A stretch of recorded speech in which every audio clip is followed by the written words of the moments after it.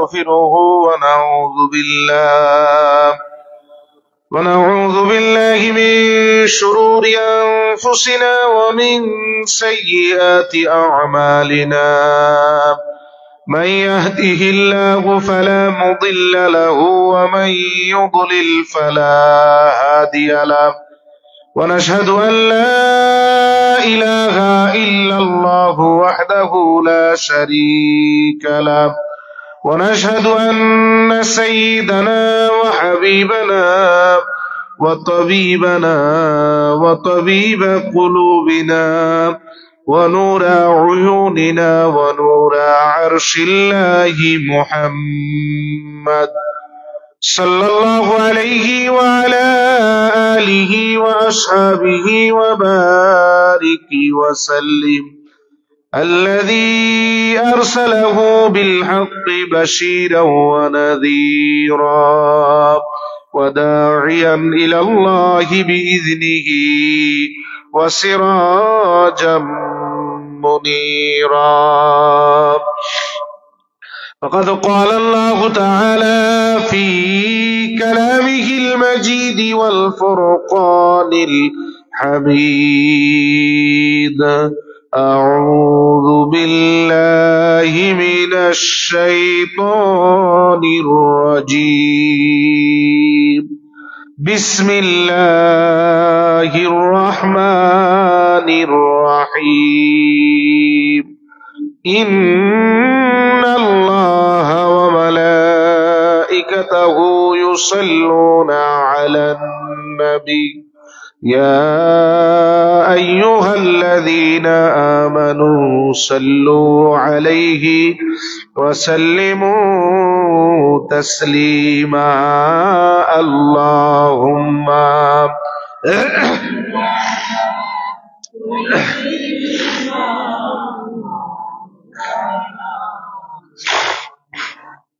وعلى آل سيدنا مولانا اللهم صل على سيدنا مولانا محمد وعلى آل سيدنا مولانا. जाकुनी के सामने चेहरा दिखा लेना मुझे,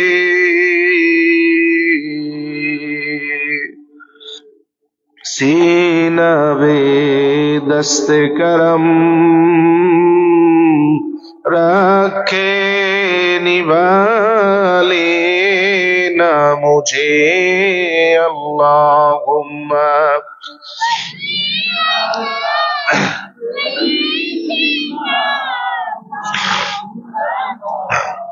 वअला आलि सय्यिदिना मौलाना. ऐ मोहम्मद हशर में साथी बना लेना मुझे,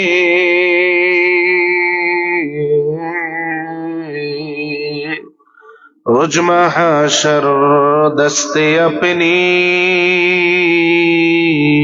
से पिला लेना मुझे. अल्लाहुम्मा सल्ली अला सय्यिदिना मौलाना मुहम्मद.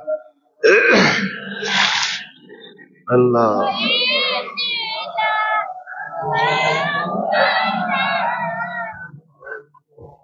সবাই বলি আলহামদুলিল্লাহ। আরো আওয়াজ দিয়ে বলেন আলহামদুলিল্লাহ। তৃতীয়বার বলি আলহামদুলিল্লাহ। কুতুবপুর নৈখাই এলাকাবাসীর উদ্যোগে আয়োজিত বড় পীর আব্দুল কাদির জিলানী রহমতুল্লাহি আলাই এবং আল্লামা সাহেব কেবলা ফুলতলি রহমতুল্লাহি আলাই সহ এলাকার মুর্দেগানের ইসালে সব উপলক্ষে 22তম বার্ষিক ইসলামী সুন্নি মহাসম্মেলনের সম্মানিত সভাপতি সাহেবজাদায়ে রাঘবপুরী হযরত মাওলানা হাফিজ মারুফ আহমদ জুনেদ সাহেব বারাকাল্লাহু ফি উমরিহি বলে আমিন। একটু জোরে আমিন বলেন না। আমিন বললে লস আছে নাকি? লাভ আছে? রাসূলুল্লাহ বুখারীর হাদিসে বলেন, মান ওয়াফাকা কওলুহু কওলাল মালাইকা গুফিরা লাহু মা তাকাদ্দামা মিন যামবি। আসমানে একদল ফেরেশতা আমিন বলে। নবীজি বলেন, জমিনে যখন আমার উম্মত আমিন বলে, উম্মতের আমিন যদি আসমানের ফেরেশতার সাথে মিলে যায়, যাত্রা মিলবে, আল্লাহ পিছনের তার সব সগীরা গুনাহ মাফ করে দিবেন। একটু জোরে বলেন আল্লাহুম্মা আমিন। আল্লাহ আজকে আমাদের সকলের হাজিরাকে কবুল করো, বলেন আমিন। আজকের সম্মানিত সাদরে মজলিস প্রধান অতিথি সাহেবজাদায়ে ফুলতলি হযরত মাওলানা হাফিজ ফখরুদ্দিন চৌধুরী সাহেব মাগরিব সুললিত কণ্ঠে অত্যন্ত গুরুত্বপূর্ণ তাকরীর পেশ করেছেন আমাদের স্নেহের ছোট ভাই হযরত মাওলানা মুফতি আহমদ হাসান সাহেব গাজীপুরী। আল্লাহ ওনার হায়াত ও বরকত দান করুক, আমিন। আল্লাহর কাছে আমরা প্রথমত 4টা জিনিস চাই। কয়টা? আমরা যারা বসে আছি, হাজির হয়ে আছি, আল্লাহ যাতে আমাদের প্রত্যেককেই 4টা নেয়ামত দান করেন, আমিন। 1 নম্বর মাজমাউজ জাওয়ায়েদের হাদিস, নবীজি সাল্লাল্লাহু আলাইহি ওয়াসাল্লাম বলেন, কোন ইমানদার যদি 1 ঘন্টা সময় আল্লাহর কোরআন এবং রাসূলের সুন্নাহর জ্ঞান আহরণের জন্য ব্যয় করে, খুশি হয়ে আমার আল্লাহ তার আমলনামায় একটা কবুল হজের সওয়াব দিয়ে দেন। 2 নম্বর নিয়ামত, নবীজি বলেন, বান্দা যখন শুধুমাত্র আল্লাহর সন্তুষ্টির জন্য পৃথিবীর কোন ভূখণ্ডে একত্রিত হয়, সাথে সাথে আমার আল্লাহ ফেরেশতাদের ডেকে বলেন, আমার যেই বান্দাটা শুধু আমারে খুশি করার জন্য সব ছেড়ে চলে আসছে, আমি আল্লাহ তাদের কাউকেই খালি হাতে বিদায় দিব না। আরে আওয়াজ নাই আপনাদের, জোরে কোন সুবহানাল্লাহ। আল্লাহ খালি হাতে বিদায় দিবেন না, কি দিবেন? রাসূল সাল্লাল্লাহু আলাইহি সাল্লাম বলেন, অসংখ্য গুনাহ মাফ করে দিবেন। জোরে বলেন। মুসলিমের হাদিসে নবীজি বলছেন, ইলমের মজলিসে যে যত বেশি বসবে, আল্লাহ তার মাথার উপরের মুসিবত তত তাড়াতাড়ি দূর করবে। তাহলে আজকে এখানে বসার কারণে আল্লাহ যাতে আমাদের মুসিবত দূর করে দেন, বলেন আমিন। আল্লাহ সুবহানাহু ওয়া তাআলা যাতে আমাদের গুনাহ মাফ করেন, বলেন আমিন। প্রত্যেককেই আল্লাহ একটা করে কবুল হজের সওয়াব দান করুন, আমিন। 3 নম্বর হাদিস, রাসূল সাল্লাল্লাহু আলাইহি সাল্লাম আবু দাউদের বর্ণনায় বলেছেন, কোন ইমানদার যদি কোরআনুল কারীমের একটা আয়াত শিখার জন্য কোন মজলিসে আসে, যেন আমরা এখানে আসছি না কোরআন হাদিসের আলোচনা শিখতে, কথা কয়, কোরআনের আয়াতের তাফসীর শুনতেই তো আসলাম, ঠিক কিনা? এইরকম একটা আয়াতের ব্যাখ্যা বিশ্লেষণ তাফসীর শিখার জন্য যদি কোন ইমানদার কোন মজলিসে যায়, আল্লাহ খুশি হয়ে তার আমলনামায় 1000 রাকাত তাহাজ্জুদের সওয়াব দিয়ে দেন। ইবনে মাজার বর্ণনায় নবীজি সাল্লাল্লাহু আলাইহি ওয়াসাল্লাম বলেন,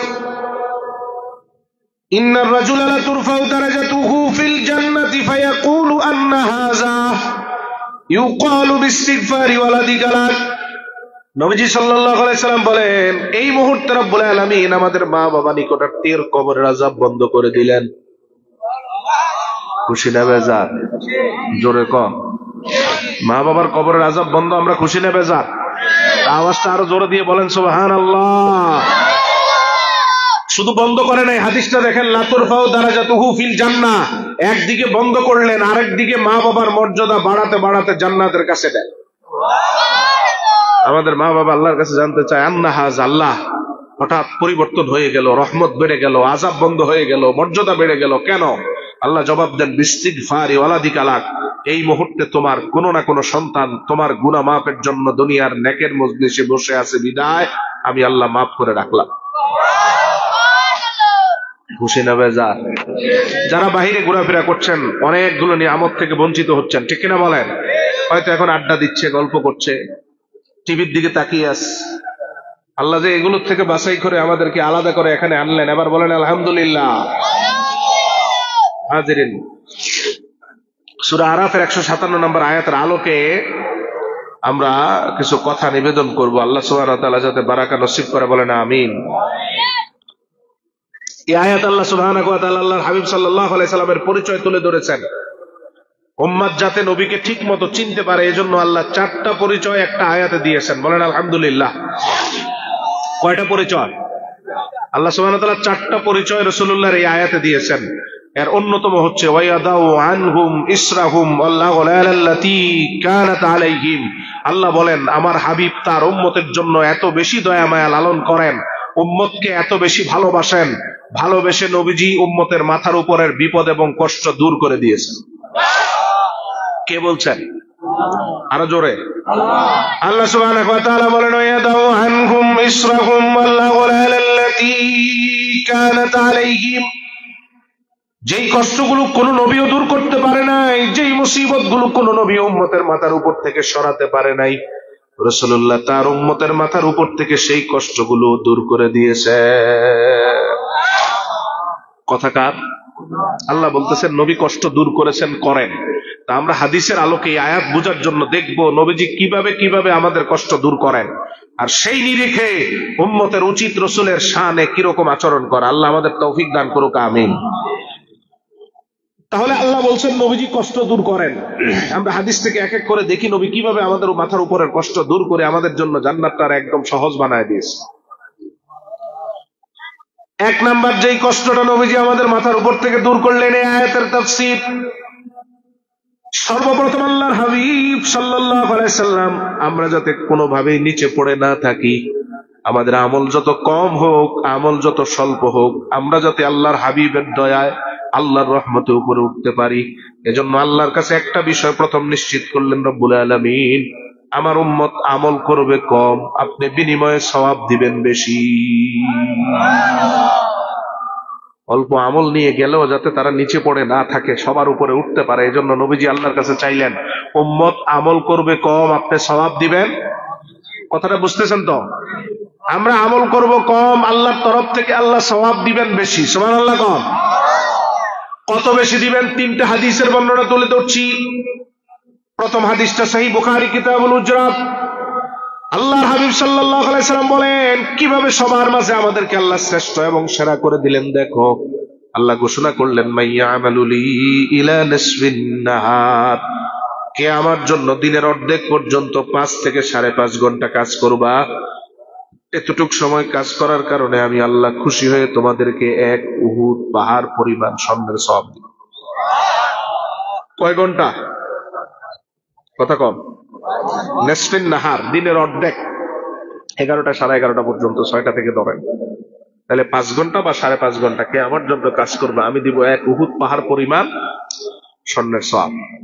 সওয়াবটা বেশি না কম? কথা কোন সবাই? অনেক বিশাল সওয়াব। ইহুদিরা এত বড় সুযোগ পেয়ে আল্লাহরে বলল, আল্লাহ 5.5 ঘন্টা 5 ঘন্টা এক উহুদ, আমরা আপনার কাছে এই নিয়ামতটা চাই, আর কিচ্ছু চাই না। আল্লাহ সুবহানাহু ওয়া তাআলা ইহুদিদেরকে প্রথম কথাতেই দিয়ে দিলেন। সুবহানাল্লাহ। তারপরে রব্বুল আলামিন আবার ঘোষণা দেন মাইয়া আমালুলি মিন নিসফিন নাহারি ইলা সালাতিল আসর, কে আমার জন্য দিনের অর্ধেক থেকে বাকি অর্ধেক থেকে একেবারে আসর পর্যন্ত, সকাল থেকে অর্ধেক এক গ্রুপের, আবার অর্ধেক থেকে আসর পর্যন্ত 5 থেকে 5.5 ঘন্টা কাজ করবা, আমি আল্লাহ বিনিময়ে তোমাদেরকে আরেক উহুদ পাহাড় পরিমাণ স্বর্ণের সওয়াব দিব। নাসারা খ্রিস্টানরা এবার বলল, আল্লাহ ইহুদিদেরকে তো প্রথম অংশ দিচ্ছেন, আমাদেরকে এই অংশ দেন। আল্লাহ বললেন ঠিক আছে, তোমাদেরকে এই অংশ দিলাম, তোমরা নিবেদিত হয়ে যদি আমার জন্য 5-5.5 ঘন্টা কাজ করো, আমি আল্লাহ দিব এক উহুদ পাহাড় পরিমাণ। তো সময় গেল কয় ঘন্টা? 10 অথবা 11। সওয়াব দিলেন কয় উহুদ? 2 উহুদ। খেয়াল করে শুনবেন, সময় গেল কয় ঘন্টা? 13 না 11। সময় গেল অথবা 10, সওয়াব গেল। আমাদেরকে কত দামি করেন আল্লাহর হাবিবের কারণে। এবার রাসূল দেখেন কি বলেন, সেই বুখারীর বর্ণনা, নবীজি বলেন আল্লাহ এবার ঘোষণা করলেন মাইয়া আমালুলি মিন সালাতিল আসরি ইলা মাগরিবিশ শামস, কে আমার জন্য আসরের নামাজের শেষ থেকে মাগরিব পর্যন্ত মাত্র 1 ঘন্টা নিবেদিত হয়ে কাজ করবা, তোমাদের 1 ঘন্টার কারণে আমি আল্লাহ তোমাদেরকে দিব 2 উহুদ পরিমাণ স্বর্ণের সওয়াব। ওরা 11 ঘন্টায় পাইল 2 উহুদ, আর রাসূলের খাতিরে আমরা 1 ঘন্টায়। সুবহানাল্লাহ। তাহলে আমাদের আমল কম, সওয়াব ওরা 11 ঘন্টায় যা পায় আমরা 1 ঘন্টায় তার থেকে বেশি পাই। সুবহানাল্লাহ। কম কারণ নবীজি আল্লাহর কাছে চাইলেন রব্বুল আলামিন আমার উম্মত যাতে অল্প আমলে দামি হয়ে যেতে পারে, এজন্য আপনি অল্প আমলেই আমার উম্মতদের সওয়াব অনেক বাড়ায়া দিবেন। সুবহানাল্লাহ। কষ্ট দূর করাচ্ছেন, ঠিক কিনা? 2 নাম্বার নজির দেখেন, অল্প আমলে আল্লাহ আরো সওয়াব দেন। মেরাজ রজনীতে রাসূলুল্লাহকে রব্বুল আলামিন 3টা হাদিয়া দিয়েছেন। তার মধ্যে প্রথম হাদিয়া নামাজ। কি প্রথম দিয়েছেন? কয় ওয়াক্ত? 50। কমাইতে কমাইতে সর্বশেষ বুখারীর হাদিস, রাসূলুল্লাহ সাল্লাল্লাহু আলাইহি ওয়াসাল্লাম বলেন, দিলেন তো 50 ওয়াক্ত, আমি কমাতে কমাতে আনলাম কত? আল্লাহ যখন আমি আসবো তখন বলেন, হাবিব আপনার উম্মত কষ্ট করে নামাজ পড়বে 5 ওয়াক্ত, আপনার দিকে তাকিয়ে আমি আল্লাহ সওয়াব দিব 50 ওয়াক্তের। আহারে আওয়াজ রে আপনাদের। রাসূলুল্লাহ সাল্লাল্লাহু আলাইহি ওয়াসাল্লামকে আল্লাহ কি বললেন? আপনার উম্মত নামাজ পড়বে ঠিকই 5 ওয়াক্ত, সওয়াব পাবে। কারণ আপনি যে চাইলেন আমল কম সওয়াব। 3 নাম্বার নজির, মুসনাদ আহমদের বর্ণনা, নবীজি আল্লাহর দরবারে বললেন, রব্বুল আলামিন আমার উম্মতের হায়াত অনেক কম, কোন উম্মতকে এত কম হায়াত দেন নাই। আমার উম্মতকে আপনি শেষ জামানায় দুনিয়াতে আনার কারণে এদের গুনাহ থাকবে বেশি। কারণ পৃথিবীর বয়স যত বেশি হচ্ছে গুনাহ বাড়ে না কমায়? কথা কোন সবাই? এটা বাড়তে বাড়তে বাড়তে বাড়তে সওয়াব একদম শূন্য হয়ে যাবে যখন, তখনই কিয়ামত আসবে, ঠিক কিনা? যখন আর সওয়াব করার কেউ থাকবে না তখন কিয়ামত। তাহলে দিন দিন বাড়বে না কমবে? আবার গুনাহ বাড়বে না কমবে? আমল করা কঠিন হয়ে যাবে। তো নবীজি আল্লাহরে বলেন, আল্লাহ একত দিছেন, আমল হায়াত দিছেন কম। কত কম? ইবনু মাজার বর্ণনায় নবীজি বলেছেন, আমারু উম্মতি মিন 60 ইলা 70। আমার উম্মতের গড় আয়ু হবে 60 থেকে 70 বছর। গড় আয়ু কত? এক এক উম্মতকে আল্লাহ 700, 800, 900, 1000 বছরও দিছেন না? আমাদেরকে এত কম দিছেন, যা আগের কোন উম্মতকে এত কম হায়াত দেন নাই। রাসূল বলেন, রব্বুল আলামিন হায়াত কম, আমল কম, এরা বেশি হায়াত পেয়ে আমলের পাহাড় নিয়ে আপনার কাছে যাবে। অপরদিকে আমার উম্মত আসবে যেহেতু শেষ জামানায়, সেহেতু সওয়াব থাকবে কম, গুনাহ থাকবে। কোনোভাবেই তো আমার উম্মত উপরে উঠতে পারবে না। অল্প আমল বেশি গুনাহ নিয়ে আপনার দরবারে উঠার কারণে সব উম্মতের নিচে পড়ে থাকবে আমার উম্মত। কিন্তু কত ভালোবাসেন নবীজি আমাদের। রাসূলুল্লাহ আল্লাহর দরবারে বলেন, রব্বুল আলামিন আমলের কারণে, হায়াতের কারণে আমার উম্মত থাকার কথা সবার নিচে, কিন্তু আমি তো আমার উম্মতরে নিচে দেখতে চাই না। আমি চাই কিয়ামতের ময়দানে আমার উম্মত যেন সব নবীর উম্মতের মাথার উপরে উঠে যায়। আল্লাহ হায়াতেও পারবে না, সওয়াবেও পারবে না। আপনি আমার উম্মত যে আমল নিয়েই যাক, আমলগুলোরে বাড়াতে বাড়াতে বাড়াতে বাড়াতে এত বড় করে সবার উপরে উঠায় দিবেন। বুঝতে পারতেছেন? আমল কম থাকবে, কারোর সাথে প্রতিযোগিতার প্রশ্ন উঠবে না, কিন্তু আমি চাই কম আমলটারই আমার কারণে সবটা বাড়ায় দিয়ে আপনি সবার উপরে উঠাবেন। আল্লাহ সুবহানাহু ওয়া তাআলা রাসূলুল্লাহর আর্গুমেন্ট কবুল করলেন, কোরআনের আয়াত নাযিল করলেন, সূরাতুল কদর, লাইলাতুল কদরি খায়রুম মিন আলফি শাহর। হাবিব আমার, অল্প আমলেই আমি আপনার উম্মতরে আপনার কারণে দামি করে দিব, কষ্ট দূর করে দিব। অল্প আমলেই আপনার উম্মতের মর্যাদা কোথায় তুলে দিব আমি দেখেন। আগের উম্মতে 1000 মাস, 1000 মাস, কয় হাজার মাস? 1000 মাস মানে 83 বছর 4 মাস, ধরেন 84 বছর। কত বছর? আগের উম্মত টানা 84 বছর ইবাদত করে যতটুক পেত, আপনার উম্মতকে আমি এক রাতেই তার থেকে বেশি দিব। আল্লাহ সমান বলছেন না খায়ের বলছেন? লাইলাতুল কদরি খায়রুম মিন আলফি শাহর। তাদের 84 থেকেও আপনার উম্মতের 12 ঘন্টার এক রাতের দাম আমি আল্লাহর কাছে অনেক বেশি। আল্লাহর হাবিব সাল্লাল্লাহু আলাইহি সাল্লামকে আল্লাহ আয়াত নাযিল করে বললেন, তাদের 84 বছর যা পেত আমি আপনার উম্মতকে 12 ঘন্টা অথবা 10 ঘন্টার এক রাতে দিব তার থেকে বেশি। তাও রব্বুল আলামিন জীবনে একবার এই সুযোগটা দেন নাই, বরং দিবেন বছরে বছরে একবার, ঠিক কিনা? লাইলাতুল কদর জীবনে একবার না, প্রতি বছর। তার মানে কি দেখেন, তার মানে হয়তো 24-এর কদরটা আপনি অবহেলা করলেন, ঠিক মতো আমল করেন নাই, 23-এরটাও ছুটে গেল। এইরকম 50 বছর হায়াতের 40টাও যদি মিস হয়ে যায়, শুধু 10টা কদরকে গুরুত্ব দিয়ে যদি আল্লাহর দরবারে উঠতে পারেন, হাদিসের স্টেটমেন্ট এবং কোরআনের আয়াত অনুযায়ী আপনার আমল নামায় লেখা থাকবে 840 বছরের চেয়েও বেশি সওয়াব। অল্প আমলে আমাদেরকে সবার উপরে এভাবে উঠায় দিবেন রব্বুল আলামিন। যে নবী বলছেন আমার উম্মতের হায়াত কম, আমল কম, সওয়াব দিবেন অল্প আমলে আমাদেরকে রব্বুল আলামিন মাথার উপরে সবার উঠাবেন। কত উপরে? আবু দাউদের হাদিস। আল্লাহর হাবিব সাল্লাল্লাহু আলাইহি সাল্লাম বলেন, আমার একদল উম্মতকে রব্বুল আলামিন এত উপরে উঠায় দিবেন, এত উপরে থাকবে আমার একদল উম্মত, ইয়াগবিতুহুমুল আম্বিয়া ওয়াশ শুহাদা, যাদেরকে দেখে নবীরা পর্যন্ত ঈর্ষান্বিত হবে, শহীদরা ঈর্ষান্বিত হবে। নবীরা বলবে রব্বুল আলামিন এরা তো নবী না। আল্লাহ বলবেন হ্যাঁ এরা নবী না। শহীদরা বলবে আল্লাহ এরা তো শহীদ না। আল্লাহ বলবেন হ্যাঁ এরা শহীদ না। নবীরা তখন বলবে আল্লাহ নবীও না শহীদও না, তাহলে এত উপরে কেন? আল্লাহ বলবেন এরা যে মুহাম্মদ মুস্তাফার উম্মত। আওয়াজ বের হয় না আপনার? খেলাটা বুঝতেছেন? নবীরা বলবে আল্লাহ এরা নবী না, তো এত উপরে কেন? শহীদরা বলবে আল্লাহ এরা শহীদ না, এত উপরে কেন? আল্লাহ বলবেন এরা নবীও না শহীদও না, তবে এরা মুহাম্মদ মুস্তাফার উম্মত। রাসূলুল্লাহর খাতিরে আবেদনের কারণে আমি আল্লাহ তাদেরকে সবার উপরে উঠালাম। তাহলে কষ্ট কমে যাচ্ছে না? কমাই দিচ্ছেন নবীজি। আমল কম, সওয়াব। এই কষ্টটারে আরো কমানোর জন্য আল্লাহ রাব্বুল আলামিনের কাছ থেকে নবীজি কিছু এক্সপ্লোসিভ আমল নিয়ে আসলেন, যেটা আল্লাহ কোরআনে বললেন, ওয়ায়াদাউ আনহুম ইসরাহুম ওয়াল আগলাল আল্লাতী কানাত আলাইহিম। সূরা আরাফের 157 নম্বর আয়াতে আল্লাহ বলেন তিনি উম্মতের মাথার উপরের কষ্ট দূর করে দেন।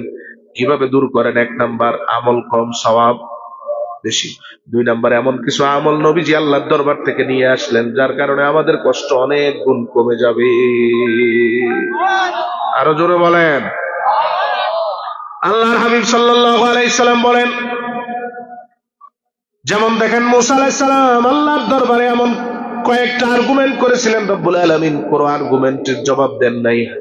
কোন আর্গুমেন্টই যা যা চেয়েছেন মুসা কোনটাই আল্লাহ ওনারে দেন নাই। প্রথম চাইছেন ইয়া রব্বি আজিদু ফিল আলওয়াহি উম্মাতান ওয়া হুম ইউসাল্লুনা খামসা সালাওয়াত ফাজআলহুম উম্মতি। মুসা বলতেছে আল্লাহ আমি তাওরাতে দেখলাম এমন একদল উম্মত দুনিয়াতে পাঠাবেন আপনি যারা নামাজ পড়বে মাত্র 5 ওয়াক্ত। কত ওয়াক্ত? আবার বলেন। কথাটা বলতেছে কে? মুসা আলাইহিস সালাম। বুঝে বলেন, কথাটা বলতেছে কে?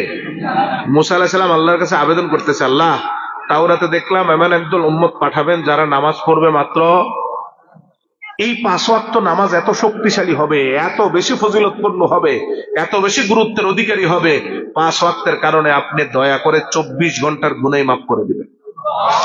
ফাজআলহুম উম্মতি। আল্লাহ আর কোনো চাওয়া আপনার কাছে নাই, এই উম্মত গুলো আমার দিলেই আমি খুশি। রব্বুল আলামিন বলেন লা বাল হুম উম্মতু মুহাম্মাদিন সাল্লাল্লাহু আলাইহি ওয়াসাল্লাম। না না মুসা, তোমারও দেই নাই, তোমার পরে কাউকেও দিব না, তোমার আগের কাউকেও দেই নাই। এই উম্মত আমি দিব শুধু মুহাম্মদ মুস্তাফা সাল্লাল্লাহু আলাইহি ওয়াসাল্লামকে। নবীজি শুধু এমন নামাজ নিয়ে যাবেন যেই নামাজের কারণে আমি আল্লাহ খুশি হয়ে সারা দিনের গুনাহ মাফ করে দেব। শুধু সারা দিন না, আমি বুখারী মুসলিম থেকে 3টা হাদিস বলছি, এরপরে আরেকটা হাদিস বলবো। রাসূলুল্লাহ সাল্লাল্লাহু আলাইহি ওয়াসাল্লাম বলেছেন আস-সালাওয়াতুল খামস মুকাফফিরাতুম মা বাইনাহুন্না। রাসূল বলেন যদি 5 ওয়াক্ত নামাজ কলব ঠিক রেখে উম্মত পড়ে 5 ওয়াক্তের কারণে সারা দিনের গুনাহ মাফ। 2 বুখারী, নবীজি বলেন আল জুমআতু ইলাল জুমআ মুকাফফিরাতুম মা বাইনাহুন্না। এক জুমাত থেকে আরেক জুমা 7 দিন, নামাজ ঠিক থাকলে 7 দিনের গুনাহ মাফ। আরো আস্তে করছি, নামাজ ঠিক থাকলে 7 দিনের গুনাহ। সহিহ বুখারী, আল্লাহর হাবিব সাল্লাল্লাহু আলাইহি ওয়াসাল্লাম বলেন রমাদান ইলা রমাদান মুকাফফিরাতুম মা বাইনাহুন্না। এক রমজান থেকে আরেক রমজান, মাঝখানে 1 বছর, ঠিক কি না? রাসূল বলেন হালাল রিজিকের সাথে বান্দার হক নষ্ট না করে নামাজগুলো ঠিক থাকলে আল্লাহ নামাজের কারণে 1 বছরের গুনাহ মাফ করে দেয়। আরো বড় ঘোষণা নবীজি দেন, রাসূল বলেন ইতমিনানে কলবের সাথে সঠিক ওযু করে পবিত্রতার সাথে বান্দার হক নষ্ট না করে হালাল রিজিক যাপনের পরে বান্দা যদি 2 রাকাত নামাজ পড়ে আর আমার আল্লাহ ওই নামাজের উপর এমন ভাবে খুশি হয়ে যান 2 রাকাতের কারণে সারা জীবনের গুনাহ মাফ করে দেয়। মুসা আলাইহিস সালাম কয় আল্লাহ এই নামাজ আমার উম্মতরে দেন। আল্লাহ বলেন না, হবে না, এই নামাজ পাবে শুধু মুহাম্মদ মুস্তাফা। কারণ তিনি এই নামাজের মাধ্যমে উম্মতের কষ্ট অনেক নিচে নামায় ফেলবেন। উম্মত নামাজ একদিকে পড়বে, আরেক দিকে তার গুনাহ মাফ হতে থাকবে। শুধু ছোট গুনাহ নয়, বড় গুনাহ, সব গুনাহ মাফ করে দিবেন আল্লাহ। সহিহ মুসলিমের হাদিস, সহিহ মুসলিমের হাদিস। আল্লাহর হাবিব সাল্লাল্লাহু আলাইহি সাল্লামের কাছে একজন সাহাবী এসে একবার কান্না শুরু করলেন। কথা বুঝতেছেন সবাই? কাঁদতেছেন, ইয়া রাসূলুল্লাহ, পথ চলতে গিয়ে একজন সুন্দর নারীকে দেখে আমি একটা কবিরা গুনাহ করে ফেলছি, তাকে জড়িয়ে ধরেছি। বলেন নাউজুবিল্লাহ। আমি শয়তান আমার উপর গালেব হয়েছে বিদায় আমি একটা গুনাহ করে ফেলছি। আমি এজন্য আপনার কাছে আসলাম। হাবিব, আমি চাই আপনি এই গুনাহটার কারণে আমারে যত শাস্তি দেওয়ার দুনিয়াতে দেন, যাতে এই কারণে আমি কবরে কোনো শাস্তির মুখোমুখি হতে না হয়। সুবহানাল্লাহ। চিন্তা করে দেখেন, উনি যত শাস্তি সব দুনিয়াতে চান না কবরে রেখে দিতে চান? সাহাবীদের আদত ছিল এটা। এত বুদ্ধি ওনারা অন্তরে রাখতেন, মাথায় রাখতেন, যে ওনারা চাইতেন দুনিয়ায় কোনো ভুল করে ফেললে এই ভুলের শাস্তি যাতে দুনিয়ায় পেয়ে যায়, আর এই কারণে যাতে আমার কবরটা জান্নাতের বাগান হয়ে থাকে। আর আমরা কি চাই? আমরা উল্টা মানে আমরা মনে করি কোন রকম দুনিয়ায় বেঁচে গেলেই হলো, কবরে যা হয় হোক। ঠিক কিনা? আমাদের ভাবনা এমন না? দুনিয়ায় বাঁচলেই বাঁচলাম, কোন রকম গোপন করে সাইলেন্ট করে গেলেই পারলাম, কবরে যা হয় হবে, কেউ তো দেখবে না। সাহাবীদের চিন্তা এমন না, লাজ লজ্জার কোনো ভয় নাই। একা এসে সবার সামনে স্টেটমেন্ট দিচ্ছেন, ইয়া রাসূলুল্লাহ, আমি এই গুনাহ করছি, আপনি আমারে শাস্তি দেন। আসামি ধরতে কোনো বাহিনী পাঠাতে হয় না, পুলিশ, র্যাব, বিজিবি কিচ্ছু নাই। আসামির কাছে কেউ যেতেও হয় না, আসামি নিজে এসে দাঁড়িয়ে বলতেছে, ইয়া রাসূলুল্লাহ, আমারে শাস্তি দেন। সুবহানাল্লাহ বলবেন না? আমি একজন মহিলার কথা বলি, বুখারী থেকে। আল্লাহর হাবিব সাল্লাল্লাহু আলাইহি ওয়াসাল্লামের যুগের একজন মহিলা সাহাবিয়া, কোন কারণে পরকীয়া সম্পর্কের কারণে পেটে সন্তান চলে আসছে, অবৈধ সন্তান। কান্না করে করে রাসূলের দরবারে আসলেন, ইয়া রাসূলুল্লাহ, আমি তো ভুল করে ফেলেছি, পেটে সন্তানও চলে আসছে, এবার আপনি আমার রজমের শাস্তি দিয়ে দুনিয়ার থেকে বিদায়ের ব্যবস্থা করে দেন। সুবহানাল্লাহ বলবেন না? নিজে নিজের মৃত্যুদণ্ড চাচ্ছে রাসূলুল্লাহর কাছে। তাও লোক সমাজের বা চক্ষু লজ্জার কোনো ভয় নাই যে নিজের অপরাধটা এভাবে সবার সামনে বলে দিব। সাহাবীদের চিন্তা তো হচ্ছে দুনিয়ায় যা হয় হোক, বিনিময়ে কবরটা জান্নাতের বাগান থাকুক। সুবহানাল্লাহ কর। মহিলা সাহাবী আল্লাহর হাবিবের দরবারে এসে বলেন, ইয়া রাসূলুল্লাহ, এই অপরাধ আমি করে ফেলেছি, আবার আমারে যা শাস্তি দেওয়ার দুনিয়ায় দিয়ে দেন, বিনিময়ে যাতে আমার কবরটাকে রব্বুল আলামিন জান্নাতের বাগান করে রাখেন। রাসূলুল্লাহ প্রথম একটু পরীক্ষা করলেন। নবীজি বলেন, হয়তো তুমি এই কাজ করো নাই। সাহাবীরা বলেন, ইয়া রাসূলুল্লাহ, আমি এই কাজ করছি। কথা বুঝেননি আপনারা? এই মাইকে শুধু প্রতিধ্বনি হয়, আওয়াজ কমাই দেওয়া প্রয়োজনে। এই যে ওই প্রতিধ্বনির কারণে আওয়াজ কমাই দাও, যাতে ভিতরে ভালো করে বুঝতে পারে মানুষ। ইয়া রাসূলুল্লাহ, আমি এই কাজ করছি, আপনি আমার যা শাস্তি দেওয়ার দেন, আমি মাথা পেতে নিব, বিনিময়ে কবরটারে জান্নাতের বাগান দেখতে চাই। তো নবী সাল্লাল্লাহু আলাইহি ওয়াসাল্লাম বললেন, যেহেতু পেটে সন্তান চলে আসছে, তার তো কোনো অপরাধ নাই, যাও, তুমি চলে যাও, যতদিন সন্তান ভূমিষ্ঠ না হয় ততদিন আমি শাস্তি দিব। মহিলা আল্লাহর কাছে গিয়ে কান্না করেন, আল্লাহ, এই সন্তান ভূমিষ্ঠ হওয়ার আগে তুমি আমার কাছে আজরাইল পাঠাইও না, আমি চাই আমার শাস্তিটা দুনিয়ায় নিয়ে কবর হাসরটারে নিরাপদ করতে। সুবহানাল্লাহ। কেমন ভয় আল্লাহর! 10 মাস 10 দিন অতিবাহিত হওয়ার পরে যেদিন সন্তানটা ভূমিষ্ঠ হলো, ওই দিন আল্লাহর হাবিবের প্রিয় সাহাবিয়া সন্তানটারে কোলে নিয়ে নিয়ে খুঁড়িয়ে খুঁড়িয়ে নবীজির দরবারে আসলেন। এসে বলেন, ইয়া রাসূলুল্লাহ, এই তো সেই সন্তান যার কারণে আপনি আমারে শাস্তি দিতে পারেন নাই। আজকে সন্তানটা দুনিয়ায় চলে আসছে, দয়া করে আজকে আমার শাস্তির ব্যবস্থা করে। চিন্তা করে দেখছেন, আসামি নিজে বারবার আসতেছে শাস্তি খুঁজতে। নবীজি সাল্লাল্লাহু আলাইহি সাল্লাম বলেন, না, এখনো দেওয়া যাবে না, কারণ এই সন্তানের দুধের আমানত আল্লাহ রেখেছেন তোমার কাছে। যতদিন সন্তানটা দুনিয়ার স্বাভাবিক খাবারে অভ্যস্ত না হয়, ততদিন আমি তোমার শাস্তি দিব না, চলে যাও, লালন পালন করো। মহিলা মন খারাপ করে আবার চলে গেলেন, বাচ্চারে সুন্দরভাবে লালন পালন করতে লাগলেন। 6 মাস বাচ্চাকে দুধ খাওয়ানোর পরে একদিন বাচ্চাটারে কোলে নিয়ে নবীর দরবারে হাজির। বাচ্চার হাতে রুটি দিয়ে আসলেন, রুটি। রাসূলুল্লাহর দরবারে এসে বাচ্চাটারে দেখিয়ে বলেন, ইয়া রাসূলুল্লাহ, এই যে দেখেন আমার বাচ্চার হাতে রুটি, সে রুটি ছিঁড়ে খেতে পারে, অতএব আমারে না হলেও তার চলবে, দয়া করে আবার আমারে শাস্তি দেন। বুঝতেছেন নি ভাই? কি প্রবল আগ্রহ, পরকালের কি ভয়, কবরের কি চিন্তা। কখন না জানি এর আগে আজরাইল চলে আসে, শাস্তিটা না নিয়ে গেলে তো কবর জাহান্নামের আগুন। আল্লাহর হাবিব এবারও ফিরিয়ে দিলেন না। 6 মাস হয়েছে বয়স মাত্র, এখনো খাবার ঠিক মতো খেতে পারে না।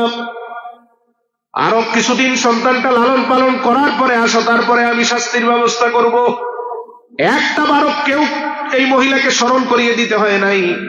পিছন থেকে কেউ রিমাইন্ড দিতে হয় নাই, কেউ তাকে ঠেলতে হয় নাই, রসুলের কাছে পাঠাতে হয় নাই, নিজেই আল্লাহর ভয়কে লালন করে নবীর দরবারে বারবার আসতেছেন, ঠিক কিনা? কি ভয় আল্লাহ, কি ভয় আল্লাহ।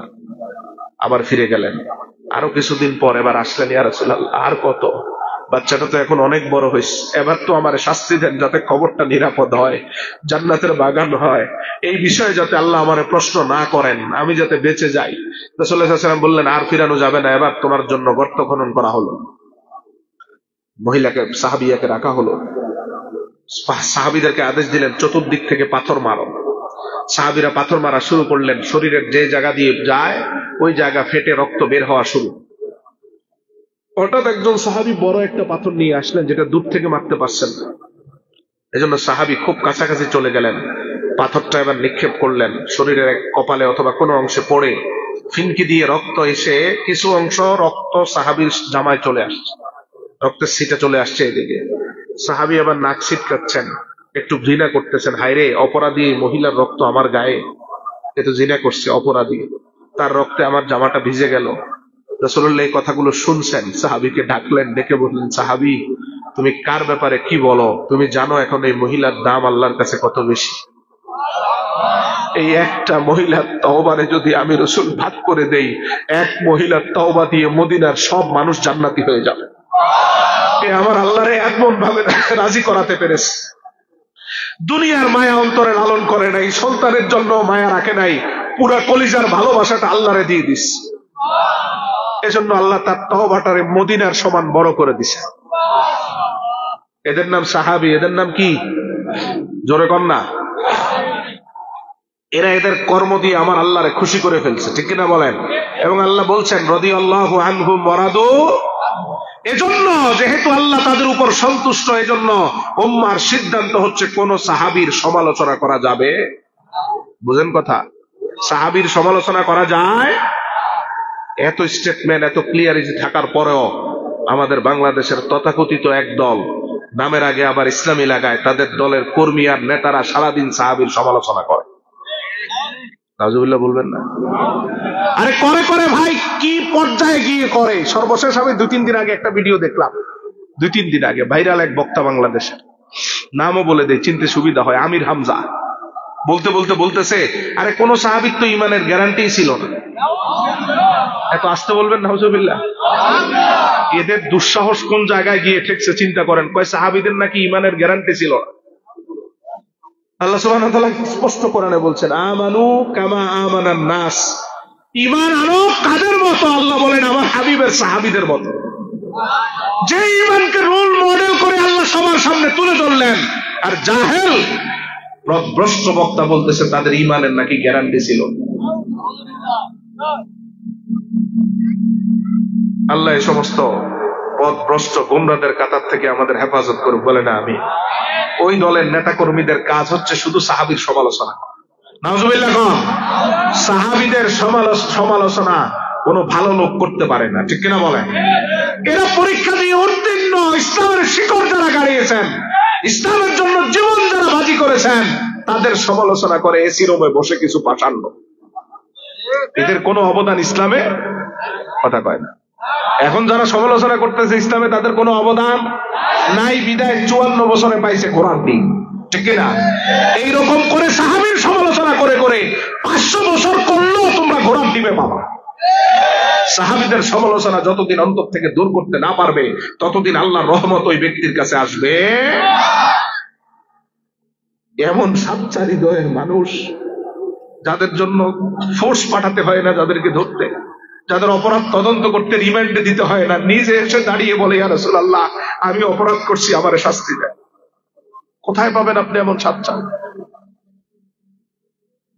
মুসলিমের হাদিসে ফিরে আসেন, রাসূলুল্লাহ সাহাবী দাঁড়িয়ে বলেন, ইয়া রাসূলুল্লাহ পথ চলতে গিয়ে একজন সুন্দরী নারীকে দেখার পরে আর নিজেকে কন্ট্রোল করতে পারি নাই, আমার অপরাধ হয়ে গেছে, কবিরা গুনাহ হয়ে গেছে, এবার আমারে শাস্তি দেন। নবীজি সাল্লাল্লাহু আলাইহি সাল্লাম কোনো কথা বললেন না। নামাজের সময় হয়ে গেল, বেলাল রাদিয়াল্লাহু তাআলা আযান দিলেন, ইকামত হলো, নামাজ হলো। সাহাবীরা আস্তে আস্তে রাসূলুল্লাহর কাছ থেকে বিদায় নিচ্ছেন, কিন্তু ওই সাহাবী বিদায় নেন না, দাঁড়িয়ে আছেন আর কান্না করে করে নবীজিকে বলছেন, ইয়া রাসূলুল্লাহ যেই কাজের জন্য আসলাম এটা তো হলো না, আমি তো অপরাধ দিয়ে আসছি, এই অপরাধের জন্য কি শাস্তি দিবেন আমারে দয়া করে বলেন। নবীজি আজীব হয়ে তার দিকে ফিরলেন, ফিরে বললেন, আতুসাল্লি মা'ানা, তুমি কি একটু আগে আমার সাথে নামাজ পড়ো নাই? সুবহানাল্লাহ। নবীজি কি প্রশ্ন করলেন? একটু আগে কি আমার সাথে নামাজ পড়ো নাই? সাহাবী বললেন, ইয়া রাসূলুল্লাহ, আপনার সাথেই তো নামাজ পড়লাম। মুস্কি হেসে নূর নবীজি বলেন, একটু আগের নামাজই তোমার গুনাহ মাফ করায় দিচ্ছে। আরেক সাহাবী দাঁড়ায় গেছেন, ইয়া রাসূলুল্লাহ, এত সুন্দর সুবর্ণ সুযোগ এটাকে শুধু সেই পাবে না, আমরাও পাবো। রাসূলুল্লাহ দীপ্ত কণ্ঠে বলেন, রে সাহাবী, শুধু সে আর তুমি নয়, কিয়ামত পর্যন্ত আমার সব উম্মত পাবে। একদিকে এরা সেজদা দিবে, আরেকদিকে তাদের গুনাহ মাফ করে দেওয়া হবে। সুবহানাল্লাহ। মুসা আলাইহিস সালাম বলেন, এমন নামাজ শুধু আমার উম্মতের জন্য চাই, আর কোনো চাওয়া নাই। আল্লাহ বলেন, না, এই নামাজ আমি আর কাউরে দিব না। এই নামাজের মাধ্যমে উম্মতের মাথার উপরের কষ্ট দূর করাবেন শুধু মুহাম্মাদুর রাসূলুল্লাহ সাল্লাল্লাহু আলাইহি ওয়াসাল্লাম। তাহলে তিনি কষ্ট দূর করে কি করে না? আল্লাহ এটাই বলছেন, উম্মতের মাথার উপরের কষ্ট নবীজি রাখেন। তারপরে দেখেন হাশরের ময়দানে আমার হাবিব কিভাবে উম্মতের মাথার উপরের কষ্টগুলো দূর করে দেন। রাসূলের শান ও আজমতকে কিয়ামতের ময়দানে রব্বুল আলামিন সবার সামনে কিভাবে তুলে ধরবেন দেখেন। আল্লাহ কোরআনে বলছেন, নবীজি উম্মতের মাথার উপরে কষ্ট রাখেন না, দূর করে দেন। হাশরের ময়দানের চিত্রটা দেখলেই ভালো করে বুঝবেন নবী কিভাবে দূর করেন। হাশরের ময়দানটা হবে অত্যন্ত কষ্টের, ঠিক কিনা? সন্দেহ আছে? হাশরের ময়দান কষ্টের অনেক, ঠিক না? রাসূল বলছেন, দুনিয়ার কষ্টের থেকে কবরের কষ্ট বেশি। দুনিয়ার কষ্ট থেকে কবরের কষ্ট, কবরের কষ্ট থেকে হাশরের কষ্ট আরো বেশি। পর্যায়ক্রমে আপনি যত উপরের দিকে যাবেন কষ্ট তত। দেখেন, দুনিয়ার থেকে কবর কষ্ট বেশি না কম? কবর থেকে হাশর, হাশর থেকে জাহান্নাম, যত উপরে উঠবেন কষ্ট। হাশরের ময়দানের বিভিন্ন কষ্টের মাধ্যমে আল্লাহ সুবহানাহু ওয়া তাআলা উম্মতকে শাস্তি দিবেন। তার মধ্যে যেই কষ্টগুলোর কথা রাসূলুল্লাহ উল্লেখ করলেন আর আমাদের অবস্থান উল্লেখ করলেন, তখন আপনার কাছে হাদিসগুলো উল্লেখ করলে ক্লিয়ার হয়ে যাবে নবীজি কিভাবে উম্মতের মাথার উপরের কষ্ট দূর করায়। আমি 5টা হাদিস বলবো। কয়টা? হাশরের ময়দানটা এত ভয়াবহ ময়দান, যে ময়দানে কারো পায়ে কোনো জুতা থাকবে, কারো গায়ে কোনো জামা, বিবস্ত্র নগ্ন পদ, সবাই দাঁড়িয়ে থাকবে, কেউ কারো দিকে তাকানোর কোনো সাহস করবে? প্রথম হাদিসের দিকে খেয়াল করেন কিভাবে নবীজি কষ্ট দূর করেন। মুসনাদে বাজ্জারের বর্ণনায় নবীজি সাল্লাল্লাহু আলাইহি ওয়াসাল্লাম বলেন, ইউদাউ লিল আমবিয়া'i মানাবিরু মিন নূর। সব উম্মত যেই ময়দানে দাঁড়িয়ে থাকবে, ওই ময়দানে নবীদের জন্য শুধুমাত্র আল্লাহ বসার ব্যবস্থা করবেন। সুবহানাল্লাহ। হাশরের মাঠের চতুর্দিকে নবীদের জন্য 2,24,000 নূরের চেয়ার। নূরের চেয়ার কিসের? নূরের চেয়ার সাজায় দিবেন আল্লাহ। প্রত্যেক নবীর নাম খোদাই করা থাকবে। এটা আদমের, এটা ইব্রাহিম, মুসা, ঈসা, ইসহাক, ইউসুফ, এভাবে প্রত্যেক নবীর নাম লেখা। রাসূলুল্লাহর হাদিস শোনেন, রাসূল বলেন, ইয়াজলিসুনা আলাইহা, সব নবী তাদের নাম দেখে দেখে গিয়ে বসে যাবে। সব নবী বসার পরে দেখা যাবে শুধু একটা চেয়ার খালি, আমার, আমি বসবো না। সুবহানাল্লাহ। একটু খেয়াল করেন সামনে হাদিসের দিকে, বুঝবেন নবীজি বলেন, সব নবী চেয়ারে বসে গেল, কোনো কথা চিন্তা করে নাই আমি আমার চেয়ারে বসবো না, অথচ আমার চেয়ারটা সবার চেয়ে বড় চেয়ার। আমার চেয়ারটা সবচেয়ে বড় শানদার চেয়ার, সব নবীর মাথার উপরে রাখবেন আল্লাহ আমার চেয়ার। আল্লাহু আকবার। এটা মুসলিমের হাদিস, সহিহ মুসলিম। রাসূল বলেন, রাসূলুল্লাহ এক হাদিসে 5টা নাম নিজের বলছেন, আনা আহমদ, ওয়া আনা মুহাম্মদ, ওয়া আনাল হাশির, ওয়া আনাল আকিব, ওয়া আনাল মাহি। আল্লাহ আমার এই 5টা নামে ডাকছেন। এক হাদিসে 5টা বলছেন, আরো অনেক হাদিস মিলালে রাসূলুল্লাহ 99টা নামের মতো হয়। সুবহানাল্লাহ। সবগুলো নাম দিবেন কে? মুসলিমের এই হাদিসে রাসূলুল্লাহ বলেন, 5টা নামে রব্বুল আলামিন আমারে ডাকলেন আনা আহমদ। প্রথম যেই নামে আল্লাহ আমারে ডাকলেন, আমারে আল্লাহ বললেন আহমদ, অর্থ অধিক প্রশংসাকারী। অর্থ কি? অধিক প্রশংসা। কেন? কারণ আল্লাহ বলেন, হাবিব আপনি একা আমার যত প্রশংসা করছেন, দুনিয়ার আর কেউ যদি আমার কোনো প্রশংসা না করে আমার কষ্ট নাই, কারণ আপনি একাই সবার হক আদায় করে দিচ্ছেন। এজন্য আমি আল্লাহ আপনার নাম দিলাম আহমদ, অধিক প্রশংসাকারী। সুবহানাল্লাহ। তো আপনি যেহেতু আমার প্রশংসা বেশি করছেন, এজন্য আমিও দুনিয়ার অধিকাংশ মানুষের অন্তরে আপনার ভালোবাসাকে রেখে দিব।